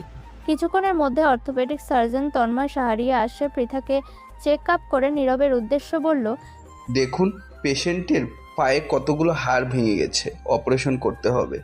হাতের চোটটাও ততটা গুরুত্বপূর্ণ না হলেও হালকা চির ধরেছে, প্লাস্টার করতে হবে। টাকা এখন জমা দিলে কাজ শুরু করব। ঠিক আছে, আমি এক্ষুনি টাকা জমা দিচ্ছি, আপনি তাড়াতাড়ি কাজ শুরু করুন। আপনি পেশেন্টের কে হন? কেন? আপনাকে কতগুলো জায়গায় সই করতে হবে। আমি ওদের পরিচিত, বাইরে ওনার মা আছে, আমি এক্ষুনি নিয়ে আসছি, উনি সই করবেন। চিকিৎসা শুরু হয়। 30,000 টাকা বিল হয়। নীরব সেই টাকা পরিশোধ করে। পৃথার জ্ঞান ফিরতে মাথার কাছে মাকে দেখে পৃথা কান্না শুরু করে দেয়। কাঁদতে কাঁদতে বলল, মা অনেক ভালো ছেলে নয়। কালকে যখন আমি শপিং মল থেকে বাড়ি ফিরছিলাম, ঠিক তখনই ওর সাথে আমার দেখা হয়। ও আমাকে আজে বাজে কথা বলছিল। আমি সহ্য করতে না পেরে ওকে চড় মারি। তারপর ও আমার সাথে বাজে ব্যবহার করে। তারপর পৃথা তার মাকে সমস্ত ঘটনা খুলে বলে। এও বলে গাড়িটার কোনো দোষ ছিল না, ওই ইচ্ছা করে সেই গাড়িতে পড়ে। তারপর মাকে জিজ্ঞাসা করলো, মা তোমাকে কি খবর দিয়েছে? যার গাড়িতে তুই গিয়ে ধাক্কা খেয়েছিলি সেই তোর বাড়ি এসেছিল, দেরি হচ্ছে বলে আমি ফোন করছিলাম আর ফোনটা সেই ধরেছিল। সে আমাকে কিছু বলতে চায়নি, শুধু বলল বাড়ির ঠিকানা দিতে। আমি জানতে চাইলে বলল তুই নাকি অসুস্থ, মলেতেই আছিস, তাই আমাকে নিয়ে যেতে চাই। আমি তারপর তারকে ঠিকানা দিই, সে আমাকে এখানে নিয়ে আসে। এখানে তোর এই অবস্থা দেখে আমার খুব কষ্ট হয়। মায়ের মুখ থেকে সব কথা শুনে পৃথা বলল, মা ছেলেটা কোথায়? ডক্টরের সাথে কথা বলছে। এদিকে ডাক্তারের সাথে কথা বলে নীরব ভাবছে তার কাছে যাওয়া ঠিক হবে। তবু না গেলে হয়তো কিছু মনে করতে পারে। তাই নীরব কিছুটা সাহস সঞ্চয় করে পৃথার সামনে আসার বলে, কেমন আছেন? নীরবকে দেখে পৃথা ছলছল নয়নে তার দিকে তাকিয়ে থাকে। কথা বলতে সে ভুলে যায়। তার মা পৃথাকে বলল, এই ছেলেটা গাড়িতে তোর অ্যাক্সিডেন্ট হয়েছিল, এই তোকে হসপিটালে নিয়ে এসেছে। মার কথা পৃথা উঠে বসার চেষ্টা করে, সাথে সাথে তার মা ধরে ফেলে আর বলে, উঠে বসতে হবে না, শুয়ে কথা বল। মায়ের কথায় পৃথা বলল, সরি, আমি আপনার কাছে ক্ষমা প্রার্থী। আমি যেটা করেছি সেটা ঠিক কাজ করিনি, আমার ভুল হয়েছে। বাবা আমাকে অনেকবার বলেছে তুই যেটা করলি তোর ঠিক হয়নি, আমি অনুতপ্ত। পৃথার কথা শুনে নীরব বলল, আমার কাছে ক্ষমা চাইতে হবে না। দুজনের এই কথাবার্তা পৃথার মা সহেলি বেগম কিছু বুঝতে পারে না। সে বলল, আমি ঠিক তোদের কথাবার্তা বুঝতে পারছি না, তোরা কি দুজন দুজনকে চিনিস? মায়ের কথায় পৃথা বলল, হ্যাঁ মা। তারপর পৃথা তার মাকে সমস্ত কথা খুলে বলল। সব শুনে সহেলি বেগম বলল, বলছি পিতা, তুই এত বাজে মেয়ে, আমি ভাবতেও পারছি না যে আমার মেয়ে এত খারাপ হতে পারে। সহেলি বেগমের কথা শুনে নীরব বলল, আন্টি ও তো সরি বলেছে, আর আমি সব ভুলে গেছি, তাই আপনি আর ওকে এই বিষয়ে বকাবকি করবেন না। পৃথা 1 সপ্তাহ হসপিটালে ছিল। এই কদিন নীরব রোজ আসতো, আর ডক্টর তন্ময় শাহরিয়ার সাথে তার একটা ভালো সম্পর্ক তৈরি হয়ে যায়। দেখতে দেখতে 2 মাস হয়ে যায়। পৃথা এখন অনেকটা সুস্থ। সে আবার আগের মতো শপিং মলে যাওয়া শুরু করে। এদিকে তন্ময়ের ভালো লাগে না। চেম্বারে সাহারার জায়গায় অন্য একটা মেয়েকে সে দেখতে পায়। বুঝতে পারছে না সাহারা কেন আর আসছে না, কাকে জিজ্ঞাসা করবে তার সাহস হয় না। হঠাৎ নাজিরকে দেখতে পায়। তন্ময়কে সাহারা বলেছে তার নাজির মামা তাকে এখানে কাজটা পাইয়ে দিয়েছে। নাজিরকে দেখতে পেয়ে তন্ময় বলল, নাজির ভাইয়া, আপনার সাথে একটা কথা ছিল। তন্ময়ের কথা শুনে নাজির বলল, হ্যাঁ স্যার বলেন। সাহারা বলে মেয়েটাকে আপনি এখানে কাজে ঢুকিয়েছিলেন, কিছুদিন হলো মেয়েটা আসে না, কিছু হয়েছে নাকি মেয়েটার? না স্যার, ও ভালো আছে, তবে ও তো মামার বাড়িতে থাকতো। ওর বাবা মা কেউ নেই, ওর একটা ভাইয়া ছিল, সেও কোথায় হারিয়ে গেছে। হঠাৎ কিছুদিন আগে ওর চাচার একটা ছেলে রোড অ্যাক্সিডেন্টে মারা যায়, তারপর ওর চাচা চাচি মামার বাড়িতে এসে ওকে নিয়ে যায়। আসলে দোষটা ও চাচা চাচি ছিল। ওর বাবার সমস্ত পার্টি মিথ্যা করে নিজেদের নামে করে ওর ভাইকে জোর অপবাদ দিয়ে তাড়িয়ে দেয়, আর সাহারাকে প্রচুর অত্যাচার করত। তারপরও নানি ওকে ওখান থেকে নিয়ে আসে। কিছুদিন আগে সন্তান হারানোর পর বুঝতে পারে তারা ভুল করেছে, তাই আবার নিয়ে গেছে নিজেদের কাছে। এখনও ওখানে আছে, আর ওদের বাড়ি থেকেই ডাক্তারখানার চেম্বার অনেকটা দূর। অসুবিধা, তাই ও কাজ করবে না। শুনলাম কিছুদিন আগে ওর মামার মুখ থেকে ও নাকি বিয়ের যোগাযোগ হচ্ছে। নাজিরের মুখ থেকে সাহারার বিয়ের কথা শুনে তন্ময়ের মনটা খারাপ হয়ে যায়। সে নাজিরকে বলল, আচ্ছা, ওর ফোন নাম্বার কি আছে আপনার কাছে? ও যখন এখানে ছিল তখন ওর ফোন ছিল না। আমার প্রয়োজন হলে আমি ওর মামার ফোনে ফোন করতাম, তবে এখন তো বাড়ি চলে গেছে, ফোন আছে কি না জানি না। ঠিক আছে, যদি দেখা হয় ওর ফোন নাম্বারটা নেবেন, বলবেন আমি চেয়েছি। ঠিক আছে স্যার। বাড়িতে এসে তন্ময় ভাবতে থাকে কিভাবে যোগাযোগ করবে। হঠাৎ করে মনে পড়ে যায় একদিনও সাহারাকে জিজ্ঞাসা করেছিল কোন কলেজে পড়ে। ও কলেজের নাম বলেছিল। নামটা তন্ময়ের মনে পড়ে যায়, আর ও আপন মনে হেসে ওঠে। তারপরের দিন তন্ময় সাহারার বলা কলেজের সামনে দাঁড়িয়ে থাকে, কিন্তু সাহারাকে দেখতে পায় না। কলেজ ছুটি হয়ে যায়। তন্ময়ের চেম্বার থাকায় সে চলে যায়। তারপরের দিনও একই কাজ করে। এদিকে নীলুফা বেগম তার এক আত্মীয়র সাথে সাহারার বিয়ে ঠিক করেছে। সাহারার পছন্দ নয়, কিন্তু চাচিকে সে কিছু বলতেও পারছে না। তারও তন্ময়কে ভালো লাগে, কিন্তু কোথায় ডাক্তারবাবু আর কোথায় ও, তাই সে আর ওর অনুভূতিকে কারো কাছে বলতে পারে না। সে তার চাচিকে শুধু বলল, চাচি, আমি এই মুহূর্তে বিয়ে করব না, আগে আমার পড়াশোনাটা শেষ হয়ে যাক, তারপর। সাহারার কথা নীলুফা বেগম বলল, দেখ, এখন তো তোকে বিয়ে করতে হবে না, ছেলেটা বাইরে থাকে, ও শুধু এখন তোকে দেখে চলে যাবে। 2 বছর পরে ফিরে এসো, তোকে বিয়ে করবে, ততদিনে তোরও তো পড়াশোনা শেষ হয়ে যাবে। নীলুফা বেগমের কথা সাহারা আর কিছু বলতে পারে না। এই কদিন অশান্তির জন্য সে কলেজে আসতে পারেনি। তার পরের দিন সে কলেজ আসে আর মনে মনে বলে, কপালে যা আছে তাই হবে, আর আমি চিন্তা করতে পারছি না। কলেজে এসে তার কিছু ভালো লাগে না। তার বন্ধুর আজকে জন্মদিন ছিল। কলেজ শেষে সবাই একটা রেস্টুরেন্টে যাবে বলে ঠিক করলো। সাহারা যখন কলেজ থেকে বেরোচ্ছিল তন্ময় চোখে পড়লো। তন্ময়ের কাছে গিয়ে বলল, কেমন আছো সাহারা? কলেজের সামনে এভাবে তন্ময়কে দেখবে সাহারা ভাবতে পারেনি। সে বলল, জি আলহামদুলিল্লাহ স্যার, আমি ভালো আছি, আপনি? আমি ভালো নেই, তোমার সাথে আমার কথা আছে, তুমি একটু আমার সাথে আসো। কেন স্যার? বললাম তো কথা আছে। স্যার, আমার এক বান্ধবীর আজকে জন্মদিন, আমরা রেস্টুরেন্টে যাব, তাই আজকে আর আমার সাথে যেতে পারছি না, পরে কথা বলবো। সাহারার কথা তন্ময় দেখলো কিছুটা দূরে তার 5টা বান্ধবী দাঁড়িয়ে আছে, তারাও তাদের দিকে দাঁড়িয়ে কিছু বলছে। তন্ময় সাহারাকে বলল, ঠিক আছে সাহারা, তুমি তাহলে তোমার ফোন নাম্বারটা আমাকে দাও, আমি রাতের দিকে ফোন করে তোমাকে বলে দেব। এখন তুমি তোমার বান্ধবীদের সাথে যাও। তোমার ফোন আছে তো? আগে আমার ফোন ছিল না, এখন বাড়িতে আসার পর চাচা একটা ফোন দিয়েছে, আপনি নাম্বারটা লিখে নিন। সাহারা তন্ময়কে তার ফোন নাম্বারটা দেয়। রাতের দিকে তন্ময় সাহারাকে ফোন করে আর বলে, আমি ডক্টর তন্ময় সাহারিয়ার বলছিলাম। তন্ময়ের কথা শুনে সাহারা হাসলো আর বলল, বুঝতে পেরেছি স্যার, বলেন। সাহারার কথায় তন্ময় বলল, শুনলাম তোমার নাকি বিয়ে ঠিক হয়ে গেছে। কে বললো স্যার আপনাকে? তোমার নাজির মামা বলেছিল। বিয়ে ঠিক হয়নি, তবে কথাবার্তা চলছে। তাই? খুব ভালো তো। ছেলে কি করে? কি করে আমি নিজেও জানি না, শুধু বলেছে দেখতে আসবে। আমার এখন বিয়ে করার ইচ্ছা নেই। আমি আপত্তি করায় চাচি বলল ওরাও নাকি দেখাশোনা করে রাখবে, 2 বছর পরে বিয়ে করবে, ছেলে বিদেশে সেটেল। তোমার যখন পছন্দ নয় তাহলে চাচি দিচ্ছে কেন? আমি কি বলবো স্যার, আমার কথা কি শুনবে? তুমি বিয়ে করবে না, তুমি বাড়ির লোককে বলে দাও তোমার পক্ষে এই মুহূর্তে বিয়ে করা সম্ভব নয়। আমার কথা চলবে না। আমি যেটা বললাম সেটাই করবে, আর কোনোভাবে কোনো দেখাশোনা বসবে না। যদি বসো তোমার কি হাল করব আমি নিজেও জানি না। কথাটা বলে তন্ময় ফোনটা কেটে দেয়। সাহারা বুঝতে পারে তন্ময়ের মনের কথা, তার মনে যে অনুভূতি তন্ময়ের মনেও সেই একই অনুভূতি, তাহলে এত জোর করবে কেন সে? এদিকে নীরব আজকে পৃথাদের বাড়িতে এসেছে। নীরবকে দেখে পৃথার মা সহেলি বেগম খুব খুশি হয়েছে। সে নীরবে হাত দুটো ধরে বলে, নীরব, তুমি আমার একটা কথা রাখবে? সহেলি বেগম তার হাত ধরে কিছু অনুরোধ করে নীরব একটু অবাক হয়ে গেল। সে বলল, আন্টি, আমার হাত ধরে অনুরোধ করতে হবে না, আদেশ করুন, আমি তো আপনার ছেলের মতো। তুমি তো জানো তোমার আঙ্কেল মারা গেছে, আর সেই সাথে আমাদের নিঃস্ব করে গেছে।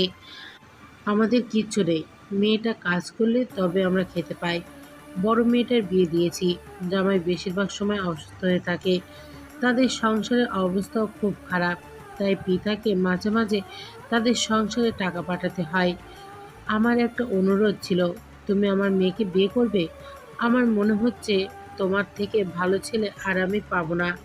তোমার আঙ্কেল তো এক সময় তোমার উপকার করেছিল, তাহলে এইটুকু কৃতজ্ঞতা তুমি দেখাতে পারবে না? সহেলি বেগমের কথা শুনে নীরব কি বলবে বুঝে উঠতে পারলো না। সে দেখলো পর্দার আড়াল থেকে কেউ যেন সরে গেল।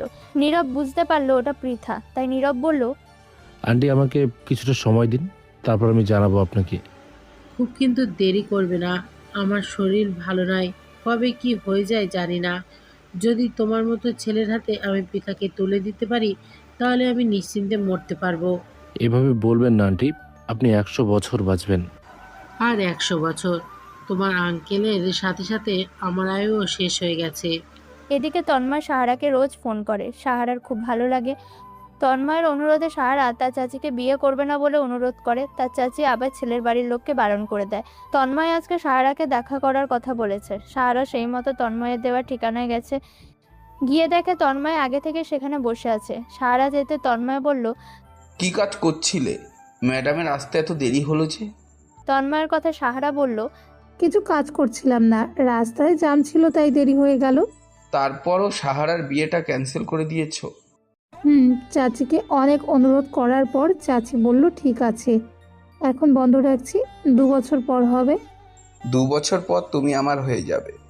তন্ময়ের কথা সাহারা লজ্জা পেয়ে যায়। সেটা বুঝতে পেরে তন্ময় বলল, অত লজ্জা পাওয়ার কিছু নেই, যেটা বললাম সেটাই হবে, আর খুব তাড়াতাড়ি বিয়ের পর বাকি পড়াশোনা করবে।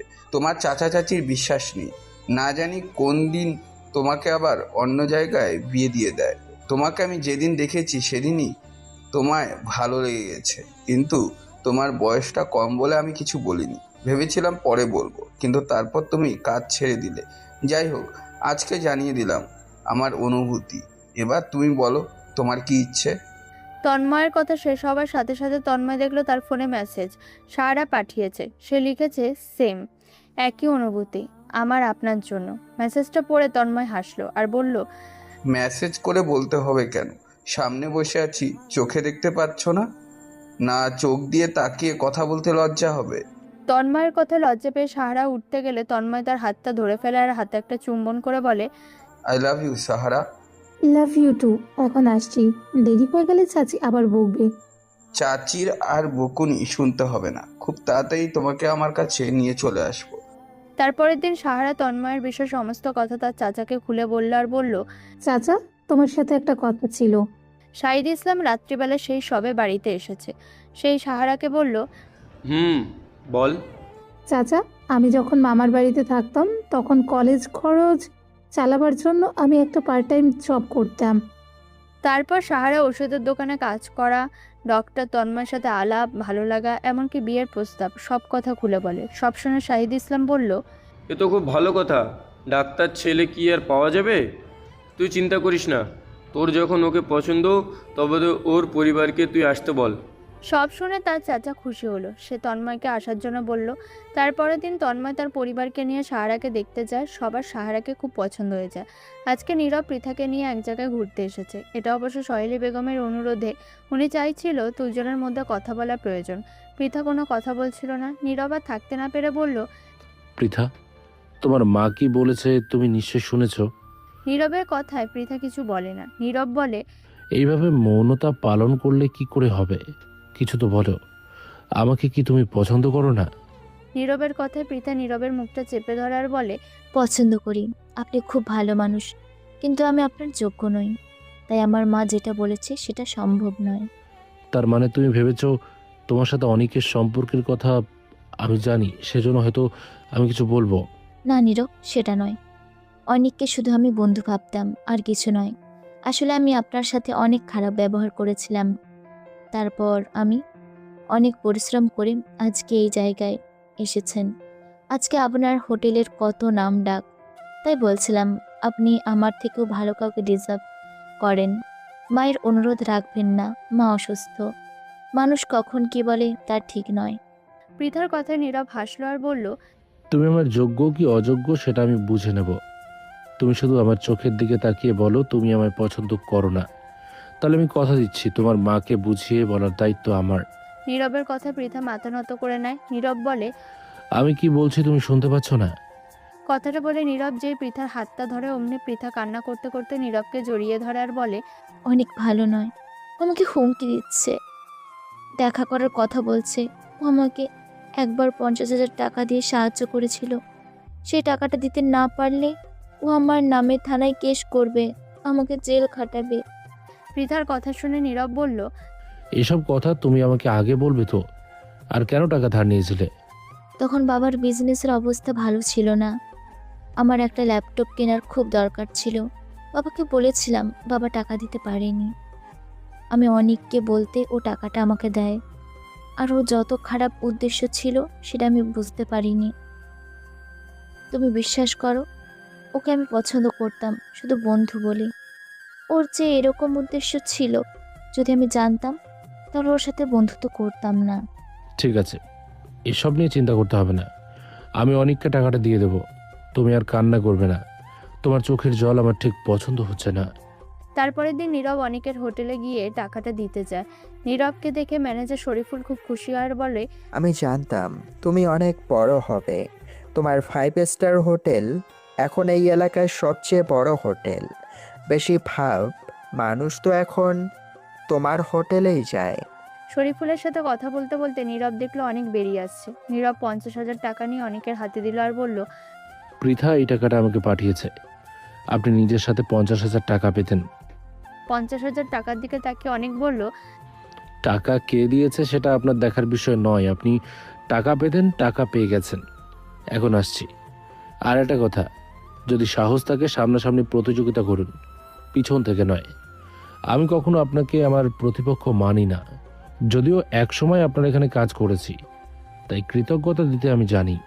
কিছুদিন আগে অনেককে নীরবের হোটেলের নামে অনেক বাজে কথা বলেছে, সেটা নীরবের কানে এসেছে। তাই নীরব অনেককে বলল, নীরবের 5 স্টার হোটেল এখন সবার সেরা। আজকে নীরবের হোটেলে তার গ্রামের এক চাচা এসেছে। সেই জানতো না এটা নীরবের হোটেল। তার ছেলে ক্রীড়া প্রতিযোগিতায় ফার্স্ট হয়েছে, সেখানে খেলতে এসে শুধু রাতের জন্য তার হোটেলে উঠেছে। হঠাৎ নীরবের চোখ যায় তার চাচার দিকে। নীরব ছুটে এসে চাচাকে বলল, চাচা তুমি এখানে? নীরবের কথা তার চাচা জাভেদ খান বলল, হ্যাঁ, কালকে আমার ছেলে খেলা আছে, তাই হোটেলে সবার সাথে আমিও উঠেছি। তুই এখানে কি করছিস? চাচার কথা শুনে নীরব হাসলো আর বলল, চাচা, এই হোটেলটা আমার, এর মালিক আমি। তারপর নীরব তার চাচাকে সব কথা খুলে বলল, আমি জানতাম তুই একদিন অনেক বড় হবি, তবে তোকে যারা কষ্ট দিয়েছে তারা কিন্তু শাস্তি পাচ্ছে।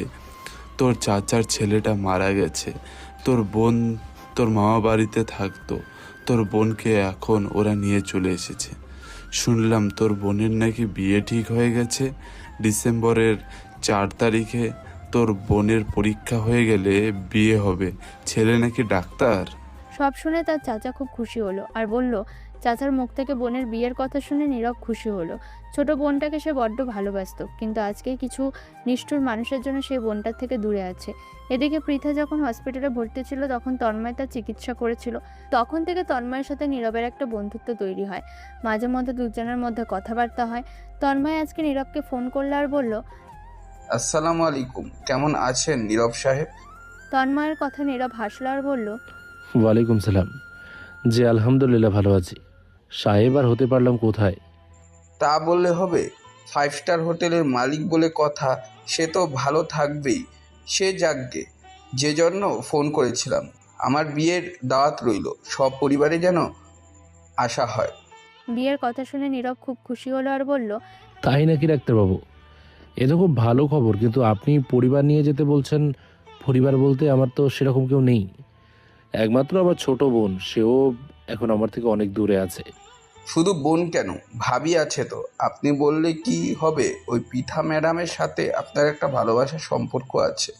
আমি হসপিটালে সেদিন বুঝে গেছি আপনি ওনার জন্য কতটা উদ্বিগ্ন ছিলেন। তন্ময়ের কথা নীরব হাসে, তবে কিছু বলল না। নীরব জানে তার বোনের ডিসেম্বরের 4 তারিখে বিয়ে। যেভাবেই হোক ওকে বোনের বিয়েতে যেতেই হবে, কারণ সে বোনকে কথা দিয়েছে। একই দিনে তন্ময়ের বিয়ে, তাই সে তন্ময়কে বলল, ডাক্তারবাবু, আপনি কিছু মনে করবেন না। ওই 4 তারিখে আমার বোনের বিয়ে, তাই হয়তো আমি আপনার বিয়েতে উপস্থিত থাকতে পারবো না। তবে কথা দিচ্ছি, পরে একদিন অবশ্যই আমি যাব, আর আপনার ভাবিকে সাথে নিয়ে যাব। নীরবের কথা তন্ময় হাসলো আর বলল, বুঝতে পেরেছি, তবে কিছু মনে করবেন না। সবার আগে আমি তো আপনার মুখে অনেক বোন নিয়ে গল্প শুনেছি। আপনি আপনার বোনকে খুব ভালোবাসেন, তাই অনেক শুভেচ্ছা রইল আপনার বোনের বিয়ের জন্য। আর বোনের বিয়ে মিটে গেলে আপনি অবশ্যই একদিন আমার বাড়িতে আসবেন। আজকে 12 বছর পর নীরব তার বাড়ি যাচ্ছে, সাথে পৃথাকে সাথে নিয়েছে। পৃথা প্রথমে রাজি ছিল না, নীরব অনেক বলতেই তার মা বোঝাতে তবে সে রাজি হয়েছে। নীরবকে দেখে তার চাচা শাহিদ ইসলাম চিনতে পারে, ছুটে আসে আর বলে, বাবা তুই এসেছিস? আমি জাভেদ ভাইয়ের মুখে সব শুনেছি, তুই আজকে 5 স্টার হোটেলের মালিক হয়েছিস। তুই আমায় ক্ষমা করে দে, তোর সাথে আমি যেটা করেছি ঠিক কাজ করিনি। নীরব এসেছে শুনে নীলুফা বেগম ছুটে এসে বলে, আমাকে ক্ষমা করে দে আজ, আমার জন্য এত কষ্ট তোকে সহ্য করতে হয়েছে। চাচা চাচির কথা নীরব বলল, আমার ভাগ্যে যা ছিল তা হয়েছে, এই নিয়ে আর দুঃখ করবেন না। এসব ছেড়ে চলে গিয়েছিলাম বলেই তো আজকে এত কিছু পেয়েছি। তারপরে আমি আমার ছোট বোনের সাথে দেখা করতে গেলাম, দেখলাম তন্ময় আর সাহারা পাশাপাশি বসে আছে। আমাকে দেখে সাহারা চিনতে পারে, সে ছুটে এসে আমাকে জড়িয়ে ধরে কান্না করতে থাকে আর বলে, ভাইয়া তুই এসেছিস? আমি বলেছিলাম না, আমি যেখানেই থাকি বোন, আমি তোর বিয়েতে আসব। 12 বছর হয়ে গেছে, তবু আমার দেয়া কথা আমি রেখেছি। আমি যে তোকে বড্ড বেশি ভালোবাসি রে বোন। আমি যে ওখানে ভালো ছিলাম না, প্রত্যেকটা মুহূর্তে আমার যে তোর কথা মনে হতো। আমি তোকে অনেক ভালোবাসি ভাইয়া।